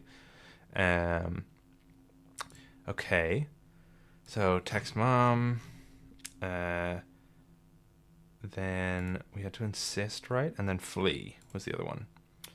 You stand no chance against this thing. You felt how strong its grip is, and you know it's at least capable of overpowering your father. Your only chance is to take a break for it. You hurl a ham biscuit right into its face and bolt out of the kitchen through the living room toward the front door. But in an instant, the yellow thing is between you and the door. You didn't even see it move. It's just there. You don't have time to process how it got there so fast before the thing has its hand on you. It digs its claws into your arm and you yelp out in pain. The yellow thing raises its other hand and brings it down across your neck. Then it lets go. You stagger backward and look down at your shirt. Hardly a second has passed, but you're soaked in blood. "Mom," you call out weakly and fall slumped onto the couch. You see the outline of your mom in your blurry vision as she walks in from the kitchen. "Don't forget your lunch." She places your paper lunch bag next to you on the couch, which is now sticky with your blood. She leans over and gives you a kiss on your forehead. "Have a great first day of 6th grade, honey." Ugh. Gross. Yikes. Okay. So now we got to go back to the Gabrielle section, right? So we play along, and we ask her what she's reading. I guess we have to tell her, right? We have to tell her about the rabbit. That's the other option. Okay. "Can I tell you something totally crazy? I don't know if you'll believe me," you say. She closes the book and gives you her full attention. "I'll believe you. I'm a good listener." She says it so sincerely you really begin to think you might make her understand, but where to begin? I've had a fantastical summer, but I can't tell you anyone about it, because it's too fantastical to even believe. It's like something out of a movie. And it all started at this old pizza place, Jeff's Pizza. You start telling her all about it, the ball pit, Freddy's, Chip and Mike, the yellow thing, and how it replaced your dad. Maybe you think I'm making it all up, but no, I believe you, she interrupts enthusiastically. You do? You're not sure you believe you. How can this girl who doesn't know you be so sure? I don't know, but I don't know that I would have believed you normally, except... She pauses and backtracks. Well, I'm not sure about the yellow rabbit part, but Oz, I know Chip. You didn't think anything could surprise you after the summer you've had, but you're stunned. You know Chip? The Chip? How? Did he make it out safe? She doesn't answer any of your questions. She just stares into your face with big, wide eyes. You're the Oz. Yeah, I'm Oz. She grabs her enormous book under her arm, takes you by the hand, and pulls you all the way across the recessed field to the corner of the fence. You duck around the trunk of a large tree, away from the eyes of most of the recessed yard. In a hushed voice, she says, Oz, we were definitely supposed to meet today. Chip is my dad. Okay, so we're going the Avengers route. Let's see. Your dad? She nods. But now he goes by Charlie. We just moved to town a few weeks ago. And he told me the truth about you and Freddy's yesterday. We drove by Jeff's and he told me about how those kids went missing and how he never saw you again, but you're alive. Chip is a father? We can help you. My dad might not believe me if I tell him at first, but he'll have to once he sees you and recognizes you. You're blinking in disbelief, trying to reckon with everything Gabrielle is saying.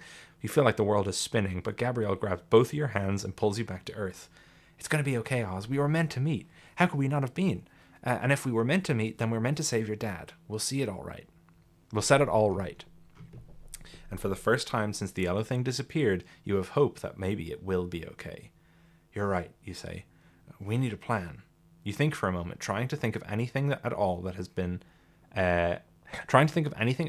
almost impossible all day. But knowing Gabrielle is on your side makes all the difference. You're not alone anymore. I think we need to find a way to get Chip, your dad, to us without telling him it's about me or Freddy's.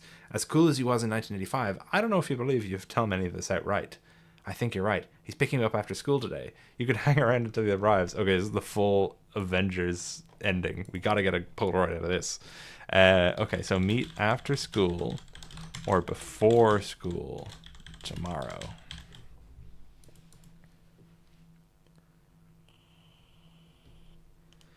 What a huge coincidence. Must be the field. Because she's named Gabrielle. Is this a High School Musical thing where they're going to sing karaoke and win over the crowd? I certainly hope so. After school. Okay. Let's go save this where we are. You did tell the rabbit you didn't need a ride. What do you notice if you came home late? You decide it's worth the risk to find your dad faster. Let's do it. Hopefully he'll understand and drive Jeff straight away. The recess monitor blows the whistle to call everyone back into the building for the second half of the day. You're such a fidgety mess in class that Dylan has the audacity to raise his hand and ask the teacher for you if you can stand in the back of the class. He's having trouble sitting still, he says with mock sympathy. Normally you'd be pretty mortified, but you are so inattentive to your normal concerns that you actually do stand and pace in the back through most of history. Finally, the end of the day comes and you stand out in front of the pickup area with Gabrielle. What kind of car does your dad drive, you ask? It's blue, she says. But what does it look like? I don't really know how to describe it, but I'll point it out when I see it. You're waiting for a long time, and almost everyone else has been picked up before she finally points. There! Sure enough, a car that is blue begins to turn into the pickup area. You squint, trying to tell if the driver looks like how you're imagining a grown-up Chip. As you try to get a look, in the passenger side seat of the car, you see the unmistakable shape of 2 tall bunny ears. Oh no.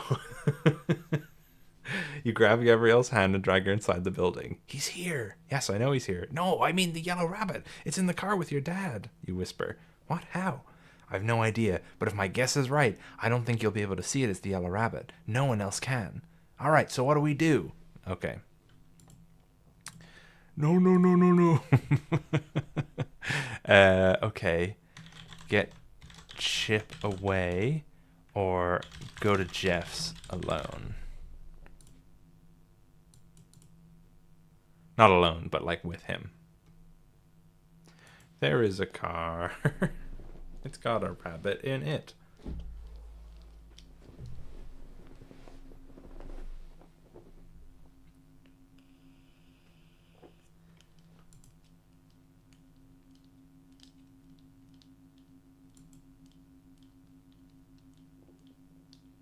Okay. Get Chip away. Okay, everyone want to save Chip? Alright, let's do it. This is page... I'm just going to start taking notes of pages that we can go back to for more choices. Get Chip away from the rabbit. I need you to find some way to get Chip away from the guy in the passenger seat, you say. Chip needs to see me without that rabbit seeing me. Gabrielle's face falls.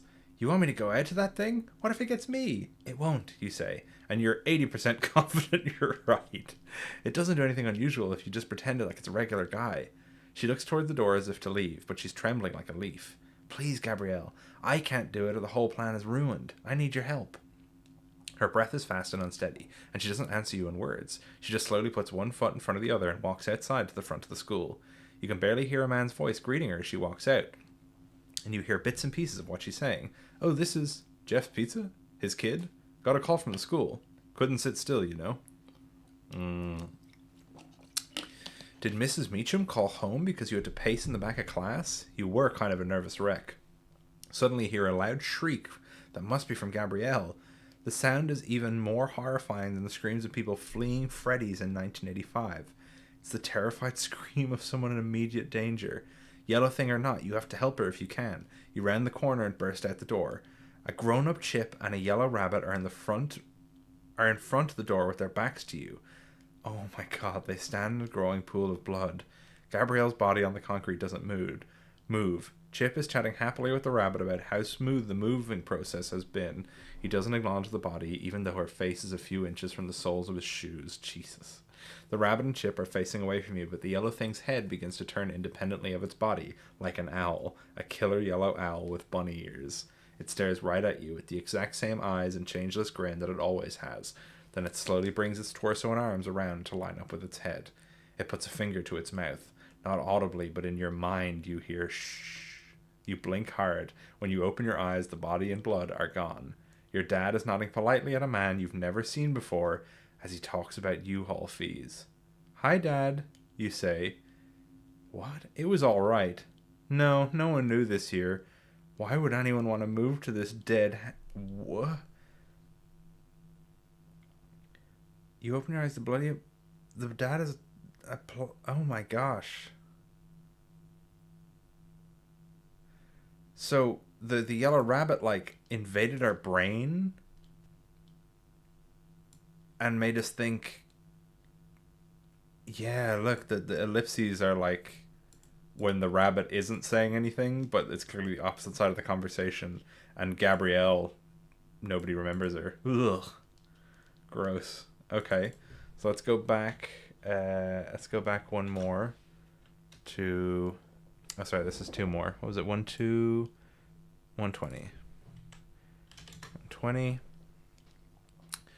Okay. We want to go to Jeff's with that chip. People have often described me as a killer purple owl with bunny ears. It's classic. So this is okay. I think we need to go to Jeff's without your dad, you say. I don't see how we can show ourselves without putting ourselves in grave danger. But we can't just leave my dad with it, she says, dismayed.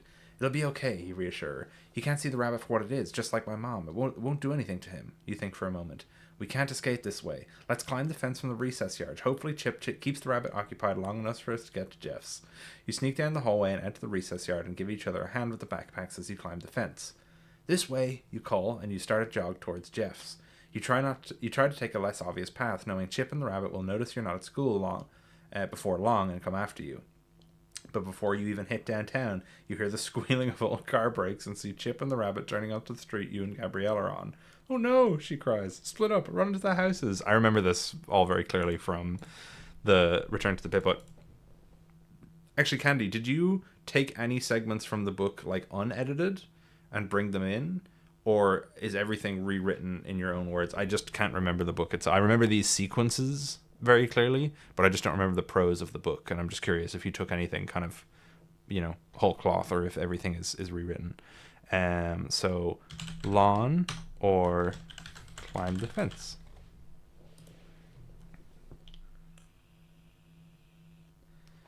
Poor Gabrielle got retconned.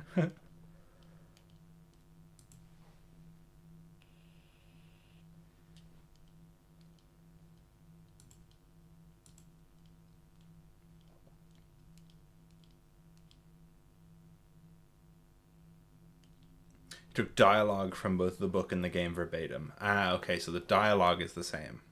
That makes sense. Thank you, JJ Rules Pea Shooter. Welcome to the stream. I hope you enjoy. Tell your friends. Okay, climb the fence. You're faster and better at climbing than Gabrielle, so you take the more difficult path. You sprint across the street and leap to try and scale the tall wooden fence. You get a good grip on top, but it's much harder to pull yourself up and over than you thought. You try to rest your foot on anything, but there's no foothold on the smooth fence. The car pulls up beside you, and you see the yellow thing emerge from the passenger seat. You know you can't make it over the fence in time, so you drop down. You're prepared to run back down the way you came, but you don't have to. The yellow rabbit takes off in the direction Gabrielle ran. The driver's side door opens and Chip steps out. Bewildered, he looks back and forth between the yellow rabbit and you. Chip, you cry out. Chip, he's going to kill her. Chip is staring at you. Oz? He says with a strange... Oz? He says with a strange quietness. He looks dazed. Chip! You practically scream, running up, grabbing his arms, and trying to shake him into action. Chip, he's going to kill her! Who? He asks quietly, as if your sentence barely registered.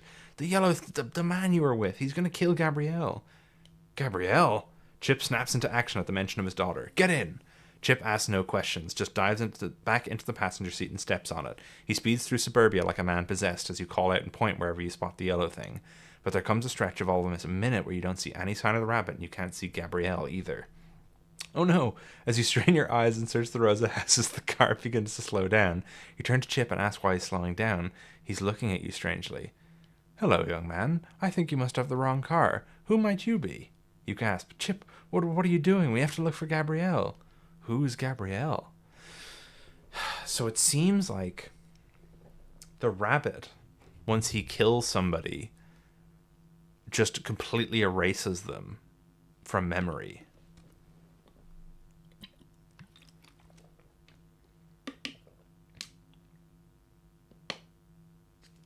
But I don't think I took a thing from Return to the Pit. Oh, okay. So the dialogue in these sequences is unique. It's obviously based on the Avengers ending of Return to the Pit, but you didn't take anything directly. Damn. Okay. So then that killed us, and that was what? Page 120, which was go to Jeff's, go to the lawn. You split to the left, hoping Gabrielle follows your lead and runs away from the street. You're not far from Jeff's. If you get lost enough, you can keep it off your trail long enough to get to your dad. You weave around houses, gardens, and sheds, trying to keep out of sight and off the road. Keep out of sight of the road. When you have to cross the street, you sprint as fast as you can and pray the car doesn't turn down that way. At one point, you even run through an open garage and out a back door. All the while, you slowly close the distance between yourself and Jeff's Pizza. You can see the broken down PT Cruiser, let's go, that marks the start of downtown, when out of the corner of your eye you see a flash of yellow. The rabbit is running parallel to you a few houses down. Oh, awful. That's so... I hate that image, but it's great. Kind of reminds me of Weapons, like running through the neighborhood. If you guys saw that movie. You can see the broken down PT Cruiser that marks this. You try to pick up the pace, but it only goes faster to match. Every time you lose line of sight, it seems to be one house closer. Ugh, that's such a good image. When it is only one house away, you change tactics. When your line of sight is broken, you stop and turn around and run the opposite direction. But when you look behind after pulling that move, the yellow rabbit is right behind you. The only thing you can think of to lose it is trying to get into a house. You sprint with all your might toward the nearest door and pray it's unlocked. It is! You whip open the door to a house and barge in on a middle-aged couple watching TV. They jump in shock and stare at you. This is very like Weapons. You begin to sprint up the stairs to the second story, which is a stupid move because the only way out of the second story is jumping out a window if the thing comes up the stairs. But it doesn't matter. The top of the stairs, waiting for you with its arms outstretched, is the yellow rabbit. You practically slam right into it because you're moving so fast. It grabs you and lifts you off the ground over the stairs. The rabbit hurls you down the stairs. You crash and tumble and eventually slam into a wall. The rabbit begins to descend slowly. Get up, Oz, move! But you can't make any of your limbs move no matter how hard you try. The yellow thing towers over you and raises its foot. You're certain it's going to stomp down on your head and crush your skull, but instead it turns slightly and puts its foot down on the ground. It's walking away. The middle-aged woman in the living room waves cheerily and the man gets up. You're just in time, he says. Let me grab you a glass of something. The yellow rabbit sits down to watch TV with them. You are still crumpled on the floor. You try to pick yourself up, but you cannot feel your limbs. You can't speak. You can't even turn your head. You cannot feel any part of your body below your neck. All you can do is blink and cry and eventually die. Jesus.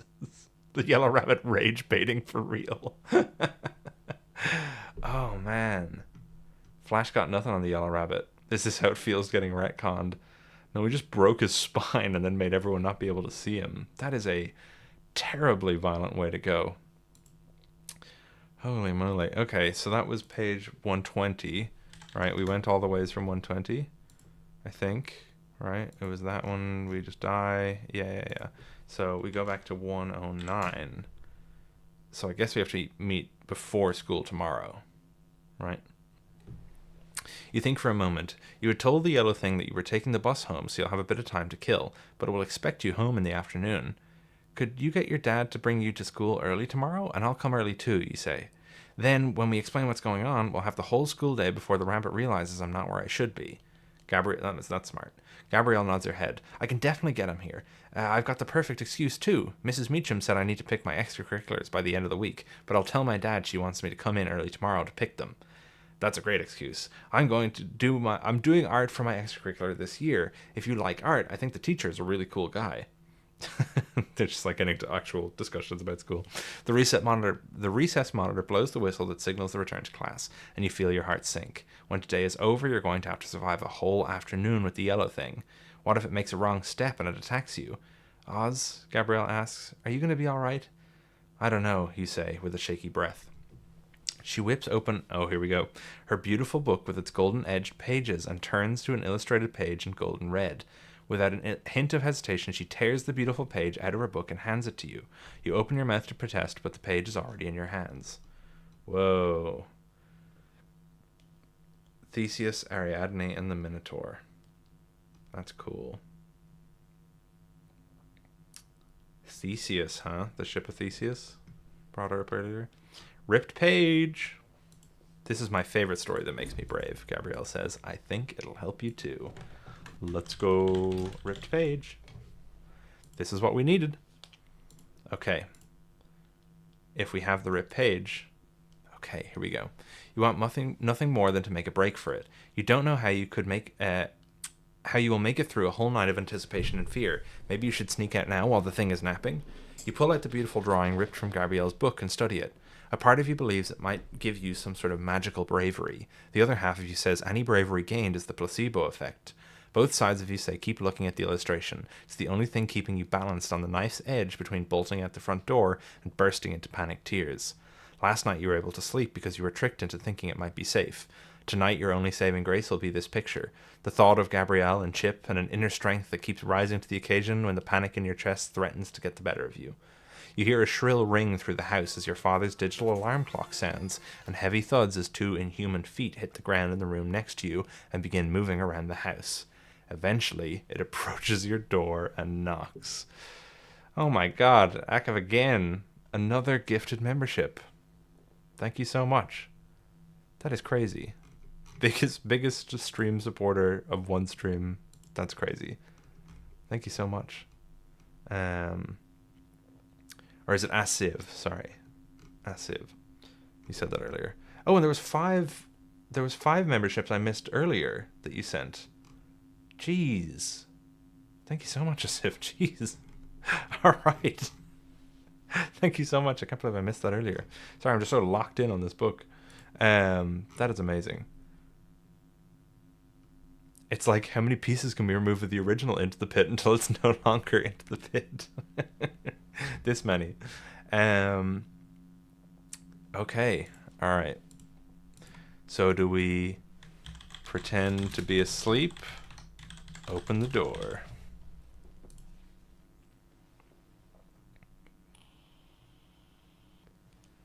Bro has 850 XP. 5 memberships, 5 victims, and then 1 secret victim after. Pretend to be asleep. To be asleep seems to be winning. Yeah, pretend to be asleep. All right. So in case we need to come back, it's page 128. Just gonna write that. I know we've got the bits thing, but I can type where to go exactly. All right, pretend to be asleep. Let's do it. EP time. Baby time. As quick and quiet as a mouse, you slip into bed and pull the covers over. You're just in time as the door opens and the yellow thing steps in. You catch a whiff of pizza from the kitchen. It must have knocked to summon you for dinner. Well, there's no way you can eat tonight. Best to stay fake asleep. You give a little roll and put your best fake snore. Thud, thud. You hear the stomping of the rabbit retreating into the kitchen, but it leaves the door wide open behind it. You have no choice but to stay fake asleep all afternoon and evening to keep up the illusion. Finally, after midnight, your mom comes home and the yellow thing goes to your parents' room to sleep, if it even can sleep. When the house is silent, you finally dare to sneak out of bed and close the door. The door can't really protect you, but it makes you feel invisible. You climb back into bed and wait until you fall asleep for real. Okay. It's 5 a.m. and no one in your house should be awake yet. The house sounds entirely still. You grab your backpack and your shoes and begin to tiptoe your way toward the front door. What? There in the living room, sitting stiff and heavy on the couch, is the yellow thing. It's so unexpected you involuntarily step back and let out a startled, ah! The yellow thing stands up very suddenly and you feel a cold shudder run through your whole body. Waking up early was too out of the ordinary, and now you've let on that you're startled. You're certain it sees right through your plan. It takes a step towards you and you turn and bolt back into your room. You shut the door and lock it, but it's no use. The rabbit slams against the door and breaks both wood and hinges in one blow. It opens its mouth wide to bring its sharp teeth down on your head. I thought the teeth would be metal, you wonder, as blood runs down into your eyes. Okay. So that was... Oh, wait, sorry. That's the wrong page. 128 is where I'm trying to go. 128. Open the door, I guess. Play it normal, Oz, you tell yourself. You have to pretend like this thing is really your dad. You open the door and the yellow thing waves its hand to beckon you into the kitchen, just like it had beckoned you back in 1985. Ugh. Your stomach sinks, but you follow it and sit down like normal. Hey, Dad. It's difficult to call the rabbit Dad, but you manage. I want to get to school early tomorrow and talk to my teacher. There's no need to wake up early to drive me. I can take my bike. The yellow thing just sits there staring at you. It makes no motion to indicate if it's pleased or displeased, which makes you nervous. But there should be no problem with this plan. Your dad has let you bike to school before. Can I also just say that I think it's really cool that that last ending, though it was a failure, the book itself, the format of the book, made you think you'd succeeded by not killing you and then giving you another page to go to, which killed you. Because that's what Oz was feeling, was that, oh, I did it. I tricked it by pretending to be asleep. And then when you go to the next thing, then you find out. That's cool. That's using the format. It's really good. Let's see. You manage to swallow down a full slice of pizza and a glass of punch. Thanks for dinner, Dad, you say with forced casualness. I'm going to grab a water bottle and do my homework now. It watches you the whole time as you grab a plastic water bottle and walk to your room, not too fast and not too slow with your movements. You close the door behind you, but don't drop the normal act until you hear the rabbit move to your dad's normal spot in the living room. When the sun begins to set around 8:30, you realize you can't keep the lights on all night, and you're not remotely exhausted enough to sleep. You creep to your closet and bring down a cardboard box with some old childhood toys. You reach in and pull out your vintage Starbright nightlight. Let's go. Secret of the Mimic. You bring the soft glowing star to your desk and make your setup comfy. The photo and nightlight propped up to the side, the water bottle holding the photo up, and your notebook for drawing. In this way, you stay awake and calm until you're finally exhausted enough to sleep despite the danger around 3 a.m. You keep the Starbright on and the picture next to you as you fall asleep in your school clothes. Okay, here we go. It's 5 a.m. and no one in your house should be awake yet. The house sounds entirely still. You grab your backpack and your shoes and slip out of your room toward the door. There in the living room, sitting stiff and heavy on the couch, is the yellow thing. It's so unexpected you involuntarily step back and let out a startled, "Ah!" The yellow thing stands up very suddenly, and you feel a cold shudder run through your whole body, but you're still behaving perfectly normal. You take a deep breath and force a smile. "Dad, you scared me. I thought you'd still be asleep." The yellow thing holds out both its hands. It's got a packed lunch in one hand and your bike helmet in another. Good dad. Good dad rabbit. "Oh, you didn't have to wake up to make me lunch." Hey, yo, Pit Bonnie. Pit Bonnie, kind of a good dad.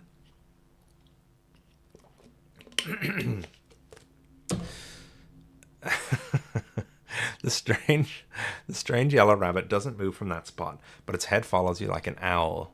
Oh, more owl imagery as you walk to the garage door and wave goodbye. The yellow thing care.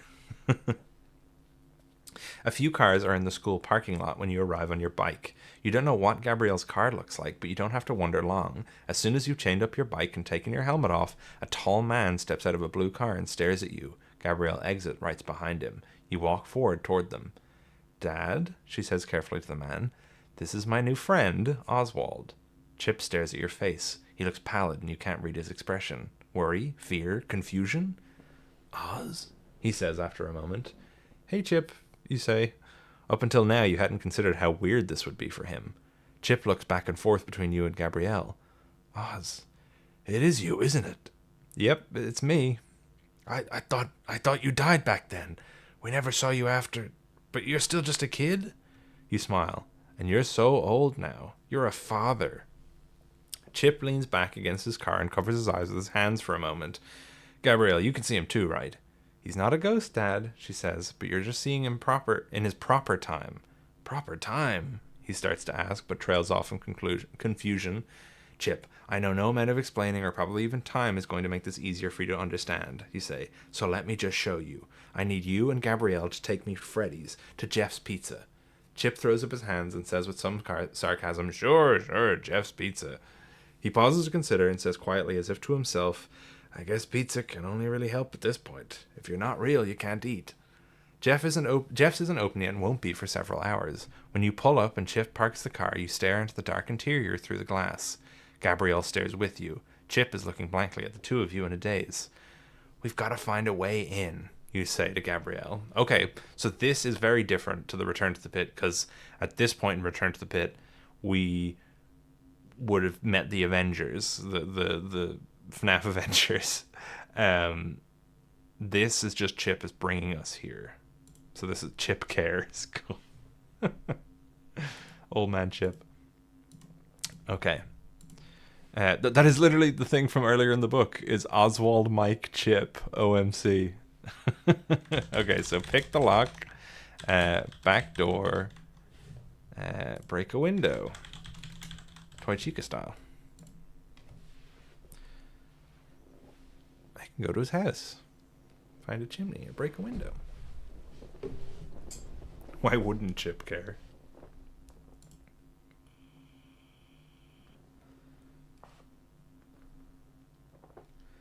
$62, back door. Okay, back door is really taken over. Okay, page 173. Let's save this. These are going to be big choices. Back door. Let's go around back, you say. Gabrielle grabs her dazed father by the hand as the three of you wrap around the building.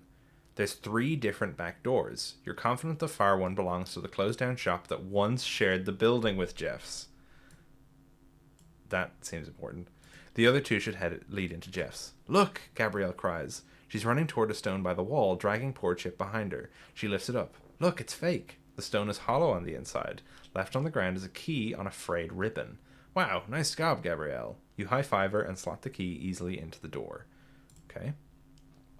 The inside of Jeff's Pizza is dark as you snake your way through between tables to the ball pit. You park in front of the pit and look to Chip and Gabrielle. Now, the last day I went in was 2 days ago, and things were really crazy in there, you say. Gabrielle nods along, but you can only hope Chip will catch up after you travel to 1985. Every other time I've gone in, a day or so seems to have passed in 1985 since the last time, but there's no real guarantee if we'll arrive before or after during the crazy day. Before or after or during the crazy day. Gabrielle peers over into the ball pit. It's gross. We only have to stay under for 100 seconds. You lead the way in, and Gabrielle follows. Chip stands there staring at you. Chip, get in, you say. Sure. He says and steps in. Oh, this is so fun. We're all getting in the ball pit. What if Chip meets Chip? Yeah, universe end. I'll count aloud to 100. If at any point you can't hear my voice, finish the count yourself, then pop up. Go back under to count 100 again if you can't come out in the same time. We're with you, Oz, Gabrielle says courageously, although it's clear Chip is on another planet right now. Poor Chip is just having a mental breakdown. The 3 of you sink down at the sea of plastic balls you've been counting aloud. 1, 2, 3, 99, 100. You pop your head up. Oh, okay. That's a lot of options. That's more, I think, than I can do. Okay. You pop your head up from the ball pit and lock eyes with Gabrielle and Chip. You quickly scan the room. You can't see any signs of people or animatronics or yellow creatures. Rain is clearly falling outside. You can hear the drops pounding on the roof and a slow drip that sounds like a nearby leak falling into a puddle. The dining area and the stage are very untidy. If it's possible, the place looks worse than it did on the day of the murders. More run down. Oh shit, are we here during Follow Me? Let's go, you whispered. Chip finally has found his voice and presence of mind. At first his reaction is to swear profusely, then to cover his mouth and apologize to his daughter. Where to, Oz? He whispers. Also, why are we whispering? We don't know how long it's been since the murders. Could be minutes, could be days. I don't know if the Yellow Rabbit is down here, but I know my dad is. With no animatronics or people in sight, you have an overwhelming number of places to search for your dad. Holy moly. Okay, let's see how many I can do. Can I only do 4? Okay, you know what I'll do? I'll do, I'll do 3 and then 3. And then we'll compare the 2. So, security office, backstage, party room, private. So we're going to do 3 at a time, and then we'll do the top 2 from each of those 3. We'll do it quickly.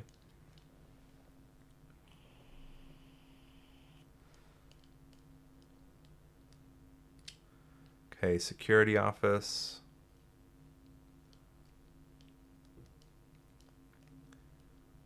Yeah, okay. It's looking like security office is the winner. Oh, although party room private is sneaking up there.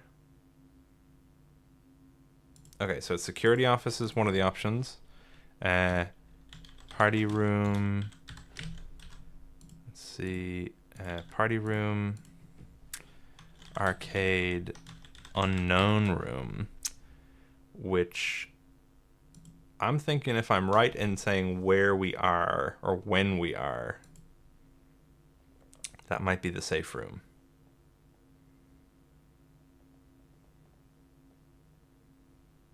Chip is old. He can use an old PC.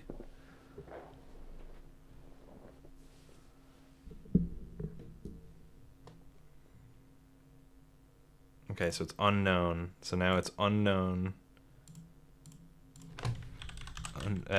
It's security, office, or unknown.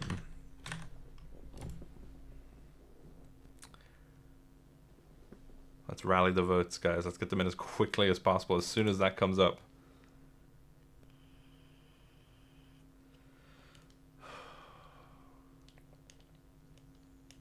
The choice tournament. Unknown is winning out. All right, unknown. Unknown, unknown, unknown. Okay.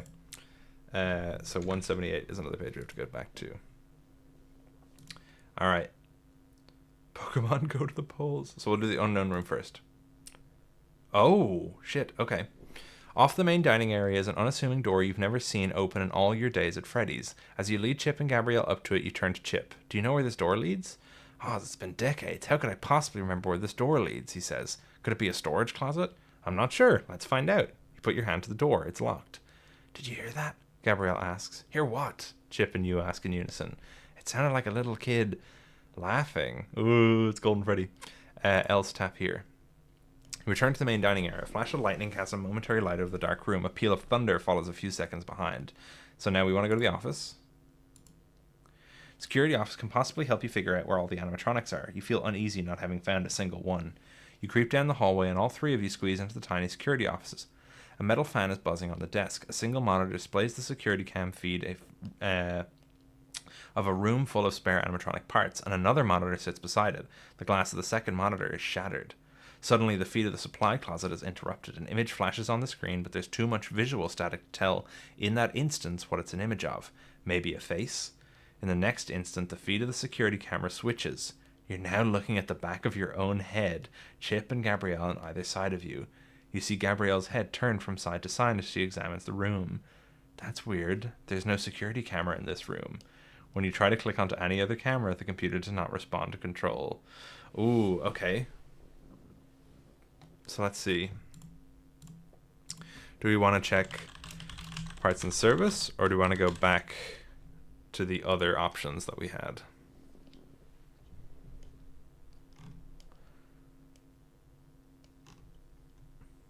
Yeah, because I think parts and service is backstage, right? They're the same thing.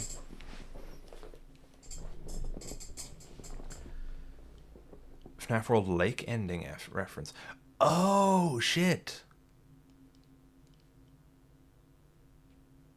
Oh, like the three people looking at the screen from behind? Oh, that's actually kind of cool. Oh, I didn't even think of that. That's really interesting. All right, parts and service. Where do you guys think that room with the animatronic parts is, you ask? Chip's face lights up with remembrance. I think I remember. He leads you down the hall as he reminisces. We were a bunch of jerks in the 80s. Staff kept this closet unlocked most of the time, and kids would get stuffed in here by bullies or just their older brothers. Ooh, ooh, ooh. You and Mike were always so kind to me, you pipe up. I'm lucky I met you two instead of some jerk like Dylan. Chip smiles. Thanks for making me look good in front of my daughter. It's so strange to think of Chip as a father. Here we are. I think this is the place. Chip opens the door to a very roomy closet lined with mechanical parts and character masks. Yeesh, this place is creepy, Gabrielle says, sticking behind her dad. You step in boldly, eager to show both Chip and Gabrielle that you're not afraid. With the two of them by your side, you really are more brave. Is there a light in here? You ask, reaching by the door for a light switch. Instead, your hand falls on a hook that holds a single key. Office key, let's go.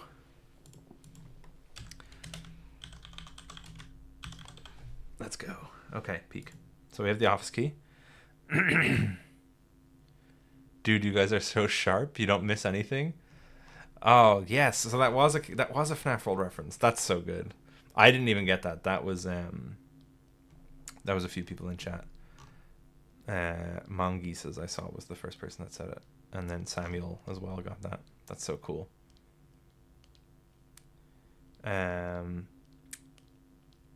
The FNAF 3 reboot will not have a Springtrap gameplay component to FNAF Glitch. At least I don't have one planned. Okay. So do we want to go back? Do we want to go back to the... Just go straight to the private room? Or sorry, to the unrun room with the office key? If you want me to do that, type 1. If you don't want me to do that, type 0.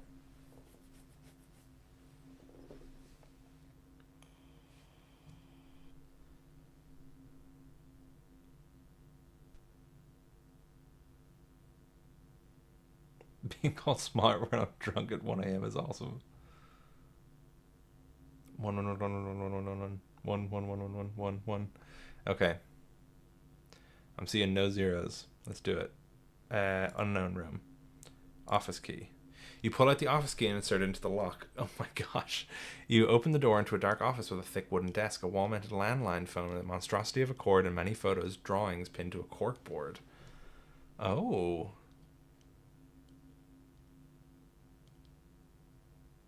What is this?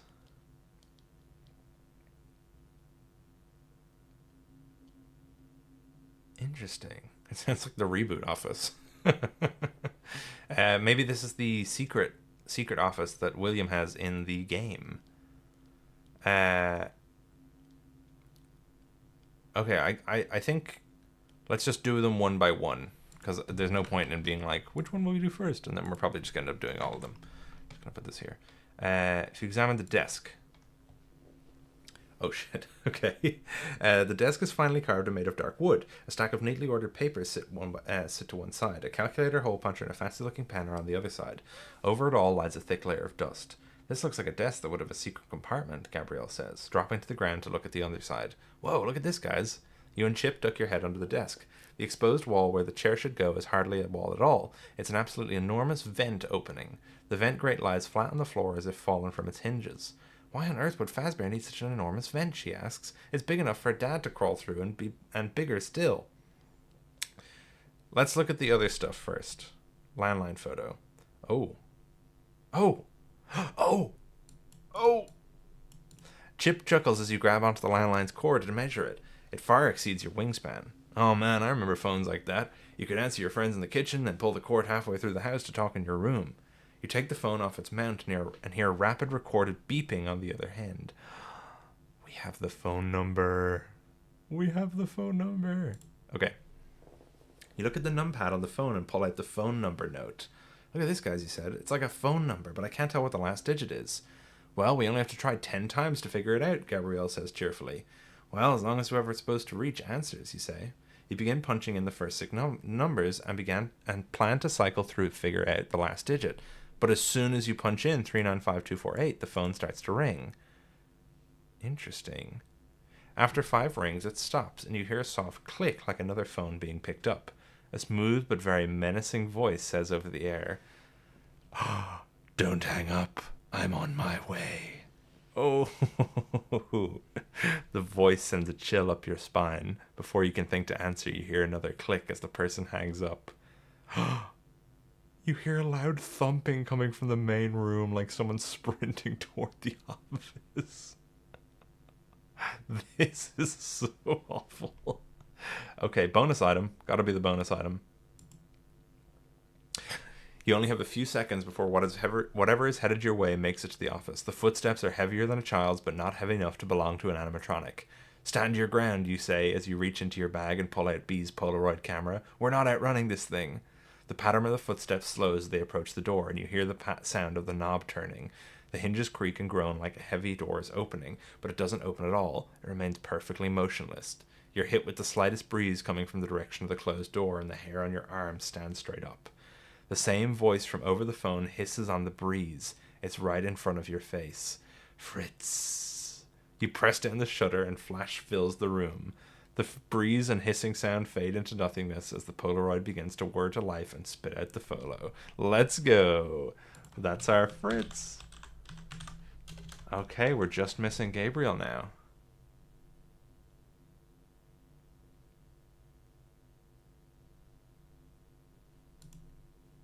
Okay.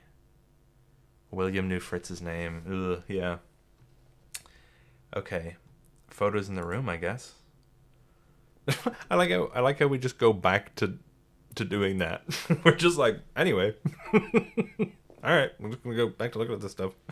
The bulletin board is full of children's drawings. There's so many that some are completely buried. Most of them seem to have been set from printed Freddy's coloring pages. The words "My Fun Day" read over the top, and an outline of one of the animatronics can be colored in below. There's Freddy, Bonnie, and Chica, and a Fox animatronic you don't recognize. Oh, we haven't seen Foxy yet. Of course. Who's that? You point to one of the drawings of the fox where he's been colored bright pink. Oh, that was Foxy. Oh, bright pink. Interesting. Oh, that was Foxy, Chip says. I guess you never saw him. He was like a pirate fox thing, but at some point they took him down for maintenance and we never saw him again. You peek behind the layers of drawings to see if there's anything more interesting underneath. At the very back, completely concealed by at least 3 separate drawings, is a photo of 2 men in yellow animatronic suits. Very good. Can we just do the landline again? Yeah. So this is the same thing.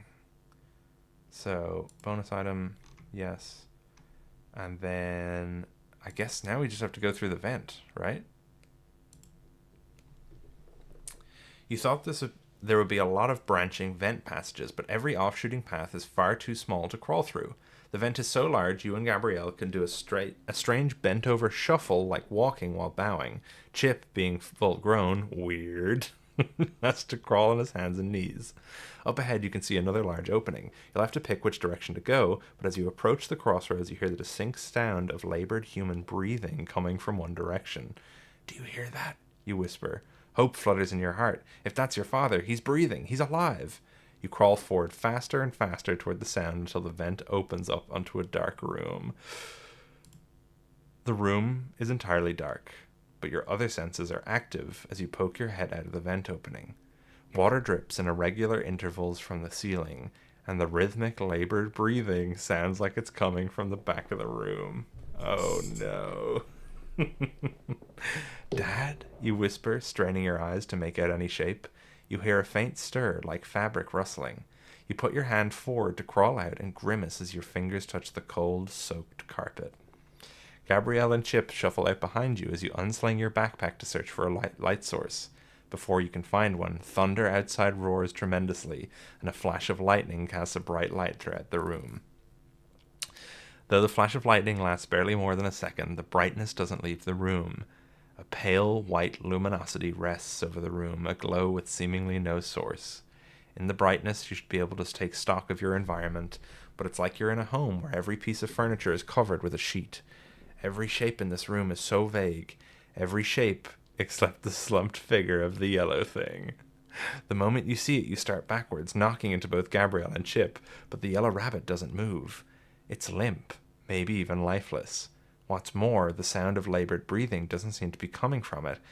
It's coming from behind one of those vague furniture shapes. Oh. Your fear of this creature is palpable, even while it's entirely slumped. Nevertheless, you turn your gaze toward the source of the breathing. You press forward and round a series of stacked boxes to find the body of your father lying unconscious on the floor. Above him float 5 points of ghostly white light. Oh no!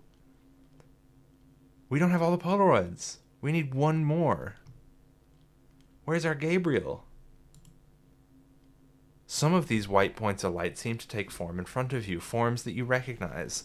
The lights switch between glowing orbs to a wisp, like a tongue of fire, to shape a human face and back again.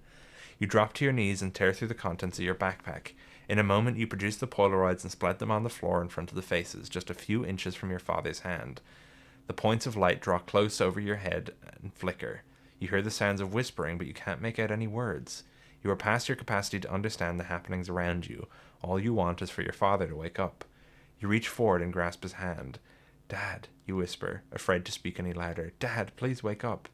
He stirs. His head turns towards you and he opens his eyes, but he doesn't look at you. He looks in horror at the thing behind you. "Oz!" he cries out. You find yourself lying flat on the floor, staring up at the ceiling, but you're unsure how you got there. Did something push you? The echoey whispers in the room rise to an angry murmur.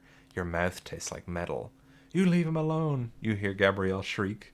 2 bunny ears and a smiling face lean over you. You tilt your head and catch a glimpse of Chip and Gabrielle, and behind them your father struggling to his feet. The yellow rabbit seems to have only eyes for you. Maybe there's a way they can make it out. The yellow thing opens its mouth wide, revealing 2 rows of sharp fangs, and it bears down on you. "Run!" you cry. You wish you could put up a fight, buy them some time, but you are dead in the next instant. You'll never know, but you did buy them time, because the yellow thing isn't content until your organs are red, shredded ribbons on the damp floor. Where is that Gibby one? Or Gibby. Sorry. I saw Gibby in chat and I got Gabriel. The Gibby Polaroid. Oh, damn. Okay. Huh. Right, okay. So where have we not... I guess there's the rest of the pizzeria, right? We just have to go around the rest of the pizzeria. 173. Oh, yeah, we did all this. So we went back here. We went inside. So we went to the backstage. We went to the security office. Let's put the rest of it up to a poll. So hopefully we can get back there. So we have party room, private, party room, other, arcade, and we've been backstage. That's where we got the Fritz one, right? Okay. Crazy work that Gibby managed to be in Return to the Pit.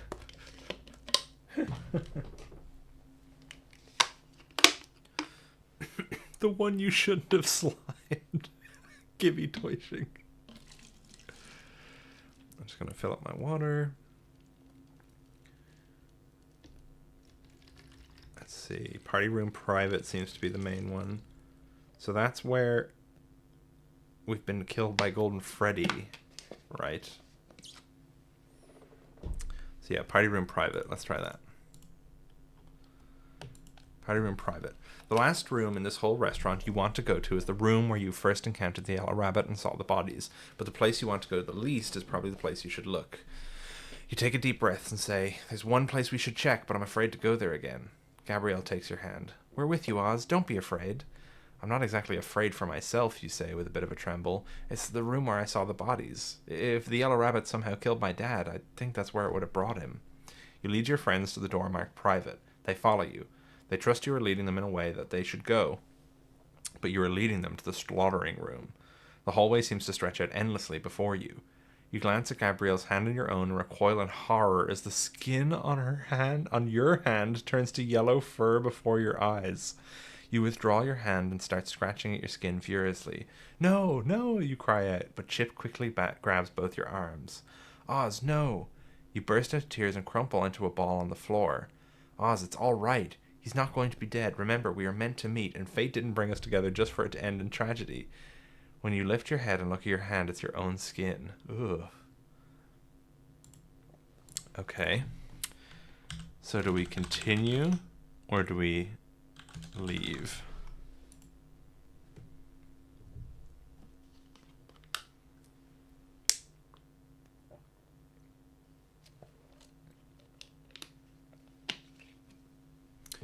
The last one is great. You're going to love the last photo, UG. Okay. Continue. Oh, I ended that very quickly. Continue got 100% of 15 votes. If you continue on to the party room, let's do it. You stumble to your feet. "I'm sorry, I don't know what came over me, but my heart feels like it's being crushed by a heavy weight." "You can make it," Gabrielle says helpfully. It's just a few more steps." She's right. In a few short steps, you find yourself face to face with a door labeled party room. You put your hand to the door handle and pray that it's locked. It isn't. It turns easily and the door swings open onto the dark room. Chip reaches for the light switch. When it doesn't work, he pulls out his phone flashlight. Both on his phone in 1985. The room is not only empty, but it could almost be called tidy. Though a layer of dust had settled over everything, the room is in much better state than the rest of the pizzeria. The chairs are set up neatly at the table, there's no stray prizes or trash on the floor, and you don't hear any leaks dripping. "What were you so worried about? Of course there aren't still bodies in here. There's nothing in here, including your dad." Chip pans the flashlight across the room when the light falls on an enormous vent cover on the wall. You don't remember noticing it when the rabbit brought you here, but that's not surprising. "This vent is enormous," Gabrielle explains. "Dad, you could fit through this easily." "I wonder why this building needs such enormous vents," you wonder aloud. If your extensive collection of sci-fi movies has taught you anything, it's that giant-sized human vents are meant for crawling through, but the vent cover is tightly secured to the wall. "We do have the screwdriver." You whip out the screwdriver from your backpack and go to work. The 4 screws are much looser than you'd expect, like a jar lid loosened after being opened many times. You lace your fingers through the vent cover and pull it out of the wall. A twisting metal passage lies before you. "Let's go," you say, crawling in. You thought there would be a lot of branching vent passages, but every offshooting path is far too small to crawl through. The vent is so large, you and Gabrielle can do a straight bent-over shuffle. Oh, And then this just leads back to... okay. Interesting. Okay, so that leads us back there. We need to go to 178. So now we can get to the safe room either through the private room, the other party room, the arcade. Party room or arcade, I guess, is the option.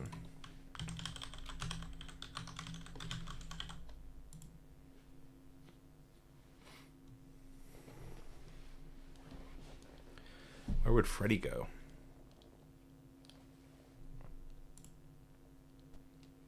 Oh, arcade, of course, because we can probably play another game. Arcade. Let's do it. Chip, we've got to check the arcade. For old time's sake. You grin and turn to Gabrielle. Your dad never beat me in skee-ball once. This is not the time, Oz. Chip grins. That's so not true, but it hardly matters. My kick both our butts 9 times out of 10. The arcade is in a sad state. Almost all the machines are smashed and none of them have power. There's a large crack in the floor, a hole in the wall, and a thick layer of dust over all the machines. How many days has it been since the murders? I wonder what happened to all these old titles after this place closed down, Chip wonders. Some of them were Fazbear exclusive machines. You'd think Fazbear Entertainment would come by and scoop them up at some point. Oh. You turn to the main dining area, flash of lightning, class light over the room. Oh. Okay, nothing in the arcade? Interesting. So now we just have the party room.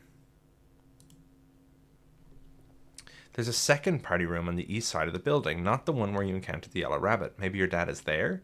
You lead Chip and Gabrielle down the hallway and step into the carpeted room full of party supplies. There's a table set up with paper plates and a festive tablecloth. A cake sits on the table with wax melted all over it, like the candles have been left to burn out on their own. There are unopened presents in the corner. Most of the chairs are in the room upturned. Are upturned. Looks like someone left this party in a hurry, Chip muses thoughtfully. He puts a finger on the cake. This is hard as a rock. He stares hard at the cake for a moment. 7 balloons with strings tied to them lie sad and deflated on the ground. You step around the table to get a better look at them. Each balloon has a letter on it. You find a G, a B, an A, maybe 2 L's. One of them might be a capital I, and finally an E. While you're trying to decode what it could have spelled, Gabrielle grasps your arm. It spells Gabrielle. Chip shakes his head sadly. No, not Gabrielle. It's Gabriel. He reaches down and picks up the G balloon. She looks disappointed and starts looking around for more balloons. Look! She points up into the corner at the ceiling. Another balloon. An 8th balloon floats, for some reason still perfectly inflated but having lost its string. You can't tell in the dark what letter is on it. We've got the sticky hand. Let's go. Finally.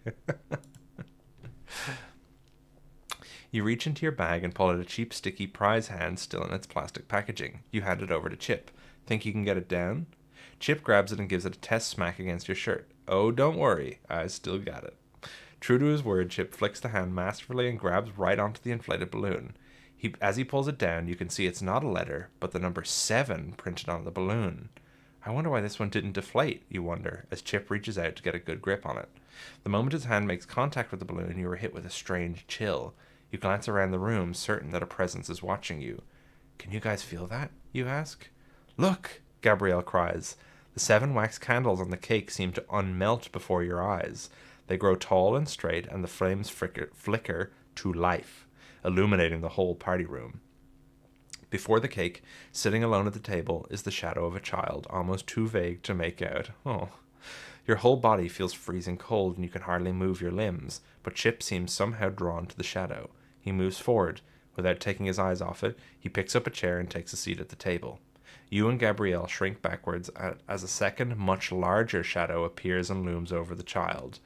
The outline of the child can hardly be seen as the large shadow overwhelms the space. It seems to be growing by the moment. You see the shadow of 2 giant rabbit ears creep up the wall toward the ceiling. Through it all, Chip never takes his eyes off the child. Bonus item. Let's go. Let's go. We did it. Your stiff arm finds its way to your backpack and pulls out B's Polaroid camera. You try to take the photo, but your hand is shaking like a leaf in a hurricane. Hurricane. The camera slips from your hand onto the floor. Only then does Chip look away. He scoops up the camera from the ground, points it right at the spectre, and takes a shot. When your eyes recover from the bright flash, the candles are once again melted wax on a rock-hard cake, and the room is dark. Chip hands the camera back to you and dries his eyes as the camera churns and spits out. Nice. So I think Gabriel's going to be Chip's brother or something, and that's why Gabrielle is named that way. Damn. Okay. So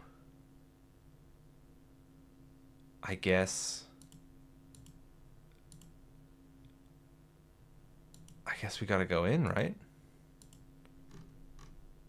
All 5 Polaroids? Are we ready? We ready for the true ending? Everyone, we gotta get some 14s. We gotta get some Candi dubs. Dubsy Bunny? I don't know. W Bunny.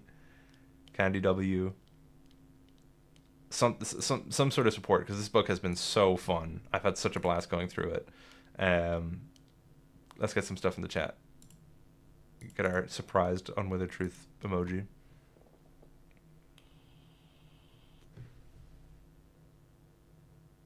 Candi Peak.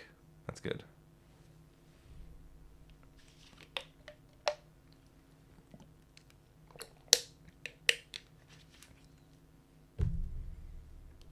All right. 5 Polaroids. The white points of light seem to take shape in front of you. The lights switch between glowing orbs to wisps to like tongues of fire to the image of human faces and back again. You drop to your knees and tear through the contents of your backpack. In a moment, you produce the Polaroids and spread them on the floor in front of the faces, just a few inches from your father's hand. The points of light draw close over your head and flicker. You hear the sounds of whispering, but you can't make out any words. The 5 Polaroids float upwards as if picked up by invisible hands. The whispering progresses quickly into 2 distinct sounds, several childlike voices murmuring angrily, and a single voice laughing loudly. That's when the yellow thing lifts its head. In terror, you shrink backward toward the unconscious body of your father. You find his shoulders and give him a strong shake. You can't seem to call to him or even form a sound in your mouth. You're running out of time. But one of the points of light rushes toward the yellow rabbit as it attempts to rise to its feet. The yellow thing cowers and ducks as the point of light flies around its head. Ooh. Your father beside you begins to stir. Oz, he says, where are we? Dad, you exclaim, we've got to get out of here. You help him to his feet with Chip's help and make for the vent entrance. You keep your eyes on the yellow thing as you cross the room. It attempts to make a break for you, but it is thwarted from every angle by the strange light. What is that? Your dad asks in bewilderment. Get in, you cry, shoving him to follow Gabrielle into the vent. The 4 other points of light follow over your head and stand guard in front of the vent entrance as you crawl in last of all. As you crawl through the vents as fast as you can, you hear the stomp of the yellow rabbit's footsteps running circles in the room you've left behind. You dread hearing the sound of its heavy body crawling through the vent, but you never do. To the ball pit, you shout as you emerge on the other end. Seriously, what is going on? Your dad calls out. He whips his head from side to side as you run through the main dining area. Is this Freddy's? Jump in and don't come up until I say 100, you say, leaping into the ball pit.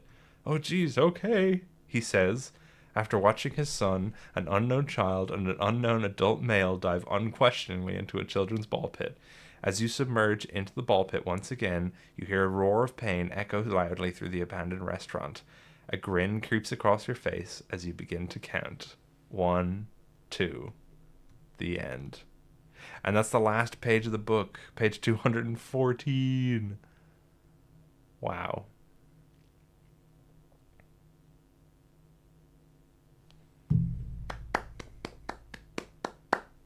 Bravo. Bravo. 201. They slimed him. Yay. Oh, man. I feel like... Was there stuff I missed? Did I miss anything? I want to go back. I feel like we got everything. That was so peak, though. I feel like I'm going to break the book if I just start scrolling. But we did the true ending. There's Fritz.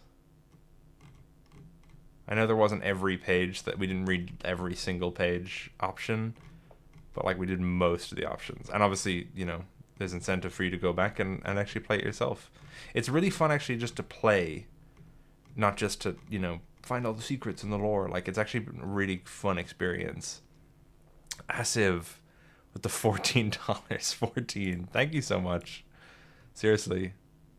The goat supporter of the stream has been Asiv. Thank you so much. Most of what you missed is just deaths. Getting all the photos on a first playthrough is so cool. I'm happy you got it all.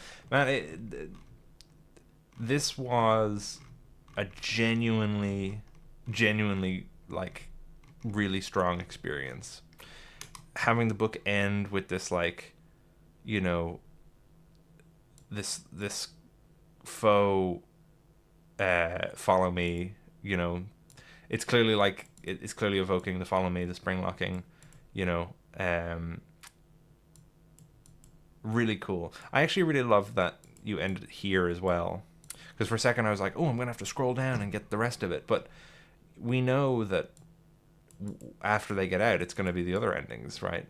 It's gonna be like those where they have to explain stuff and then they're gonna make up and they're gonna be friends. Like, this is a much better, like, tonal ending, right? Really cool.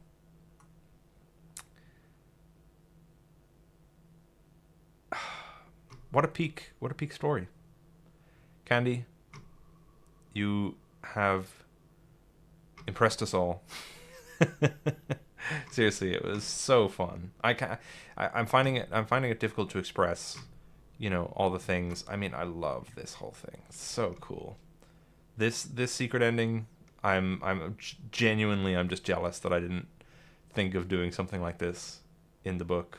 Like, I had my little, like, sequence break, Old Man Consequences thing. It was nowhere near this cool. It's so good. So yeah, honestly, thank you, Candi, for letting me read this on stream. Everybody, make sure you go check it out yourselves. Have a bit of a playthrough. If you haven't seen the first part, you can go back there. Gibby has a whole video of his own reactions to the entire book and every ending.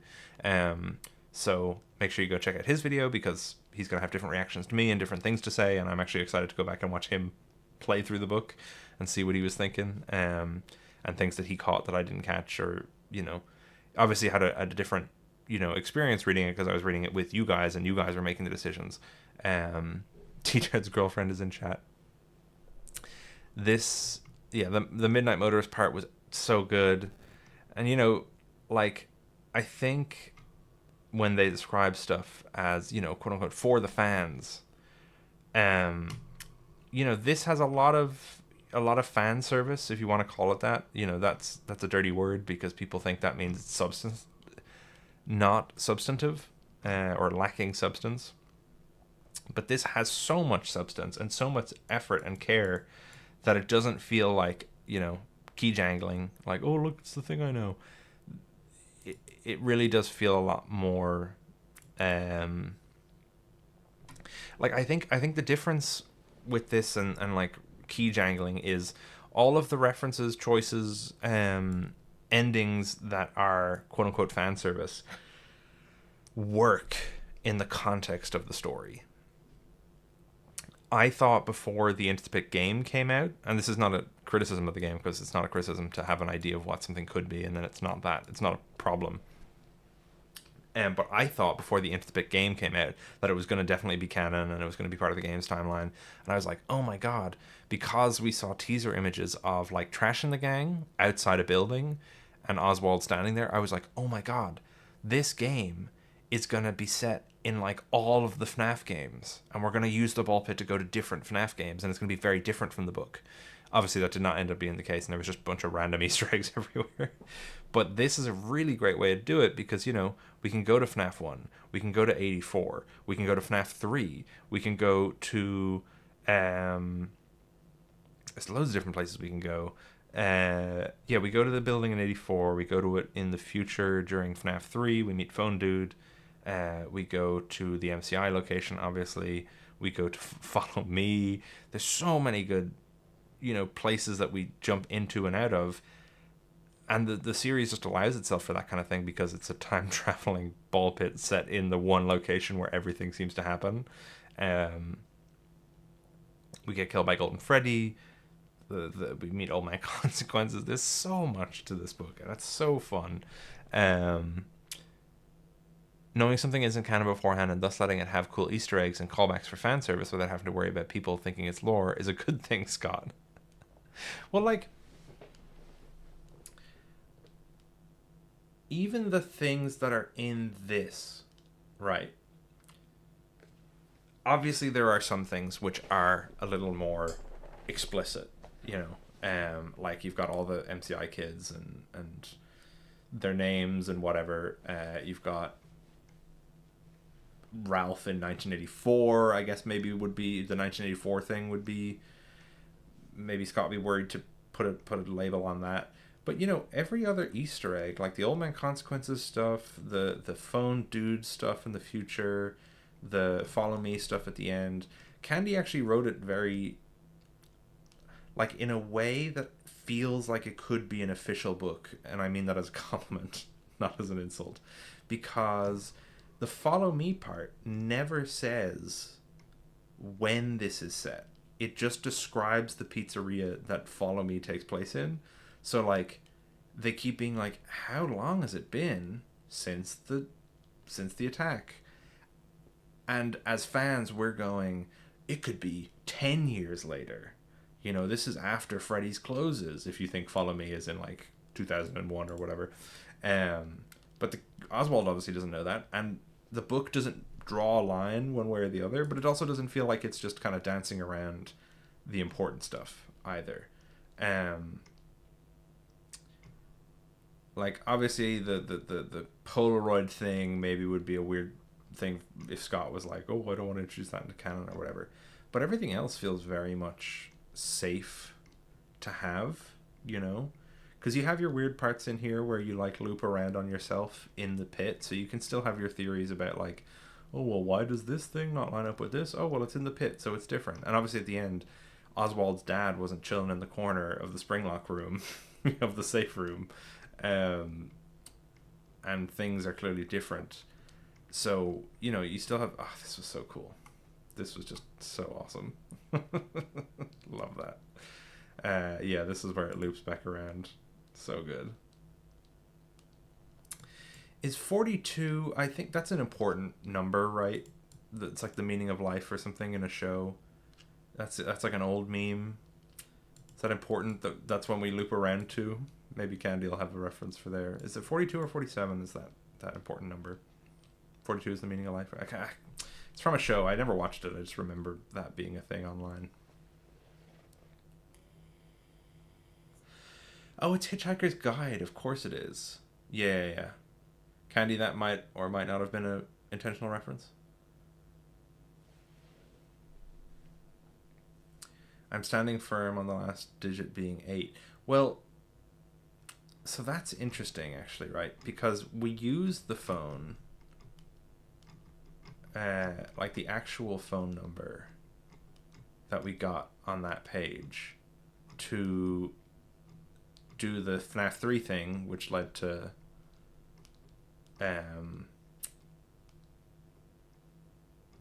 was the Foxy one, wasn't it? Yeah, that was the Fritz Easter egg. So then, or not Easter egg, and like Polaroid. So then, what was that last number? 42 was definitely a coincidence. First FNAF content to overtly reference Doctor Who should be canon. Candi, is there... Feel free not to answer this. Is there importance to the last number of the phone number that can't be read?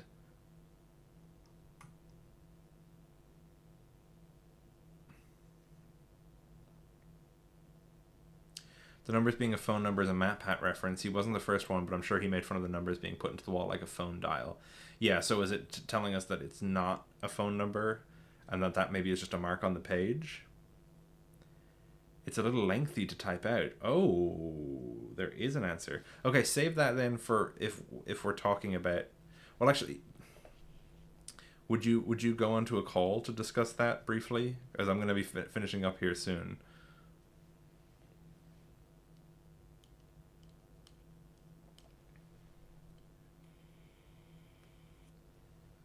Give us the way Scott would answer.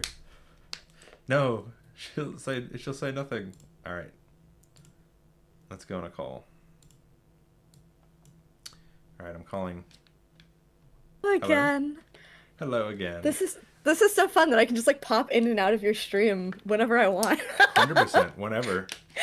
That's always true. I'm full of power. The answer is interesting. Yeah. The answer is complex.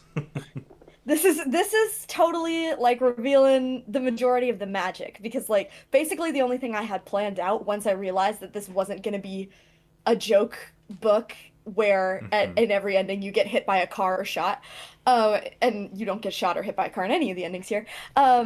Yes. The things I had planned out were literally Old Man Consequences, Midnight Motorist, and then the 5 Polaroids. And the 5 Polaroids, So good.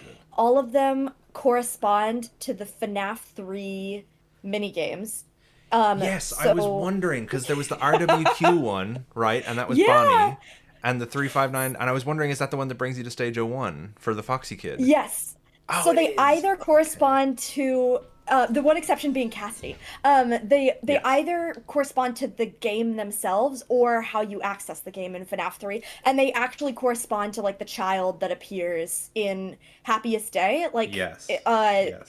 And yeah. So like So good. 395248 is what you type into the wall code. So that's where that came Yes. from. Wasn't thinking primarily the hex code there.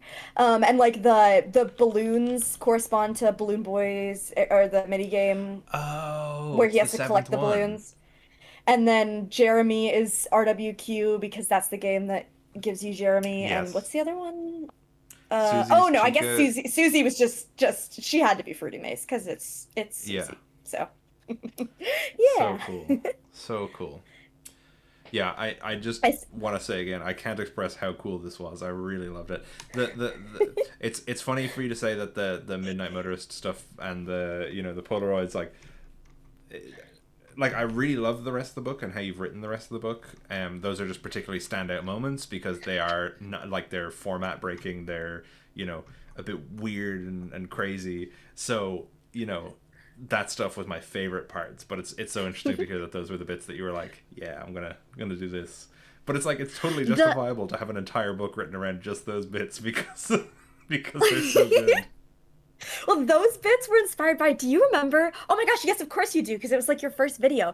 The week before, where there was that like thing that everyone was taking as lore, but it was in like an inaccessible part of the game. Or part of the yeah. And so I was like, oh my gosh, like there's no franchise where it's like a better idea to glitch a book. Like I can't believe that they didn't do something like that intentionally, where there's like an option that you can't get to or something like that. Yeah. So that's where that came from. And now I'm saying all the things that should be saved for another stream.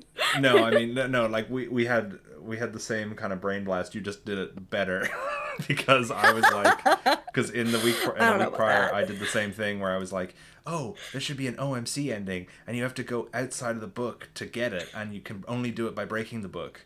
And so I did that, but I didn't do the whole like go down multiple levels thing. It was just like on a page off of, I think it was there was one blank page between it and the ending. But I love your one. I love the arrows. I love how many pages it is. Each page like, keep going, sinking, drowning. Yeah, so good. And the Midnight Motorist with the map done out with the ASCII art, so good. Oh my gosh, watching you like thinking that there was a glitch there but taking so long to find it was so funny. So bad. That was because someone was gosh. like, oh, maybe it's like the OMC glitch. And I was like, oh yeah. But I thought they meant with the OMC. Is that important? Is that a joke? Is that just like a little, like the the Oz Mike chip thing? Wait, you're asking like if the OMC, like that thing right there? If it's a joke? No, sorry, not this. The Oz Mike chip standing for OMC on the arcade machines when they put in their name. That was actually, it wasn't a coincidence, but like when I was a kid and I would play arcade games, I would put Yeah. in my name as like me and my best friend who I was playing with. So I was like, oh Yeah. my gosh, like it should be like a cute moment if you win the game where he can do this. And then I was like, oh Yes, my that gosh, was they're in a cute. OMC, and I had to Yeah. leave it in. It's so Even though good. it doesn't like make a ton of sense because you meet him earlier, but it was just Yeah, but I it was too like, perfect. what's the lore? That's the only bit that, like, I'm sure Scott would veto. He's like, don't make people think OMC is an That's so amalgam true. spirit of Lost Oswald Mike. and Mike and Chip from the pit. It was so fun. Because I think in Gibby's version, he saw that way before he actually found the actual Old Man Consequences in the books. It was really, really fun Oh, watching that's him cool. find that. That's That so was cool. so fun.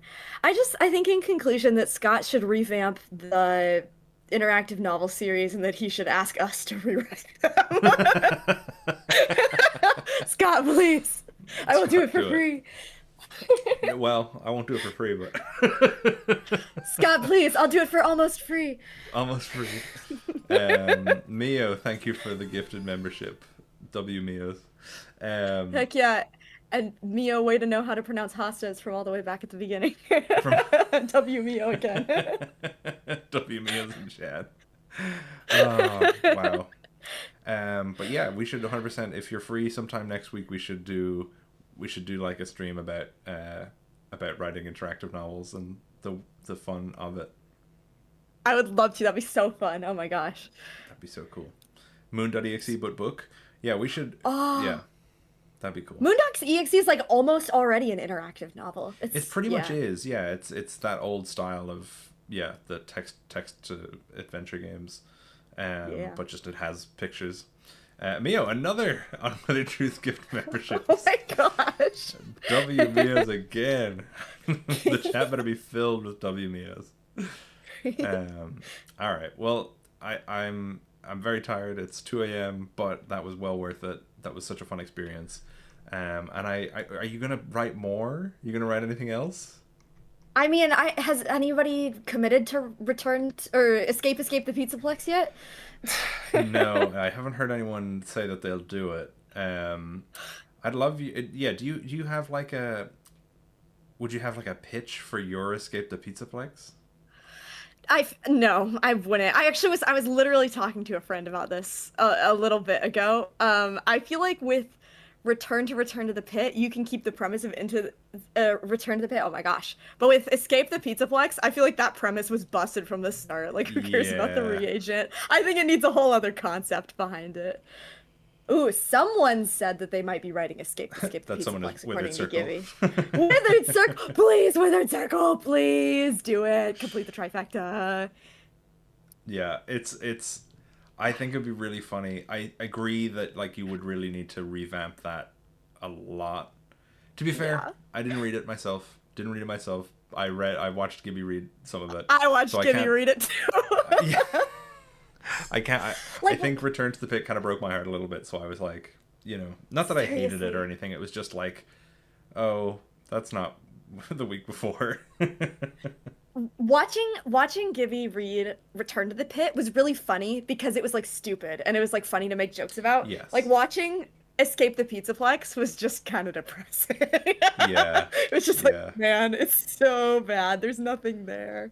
Oh, I you shouldn't can write- trash you it too can- much, but I did. You can so it's write too late. very, very important pig. Oh, very, very important pig. And I love pigs. Top 10 There you favorite go. animals. Yeah, heck Yeah.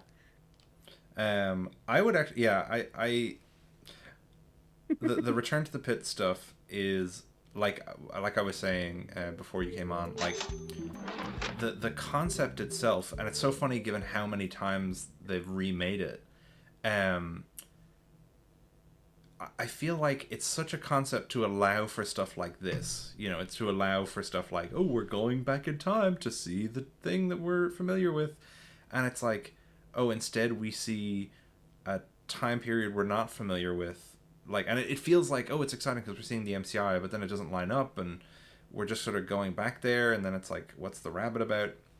I feel like you've got a great blend here of having enough going on outside of that Into the Pit story to keep the fan, brain, worrying and going, oh, wow, what year are we in now? Is this going to be in FNAF 1 or where are we?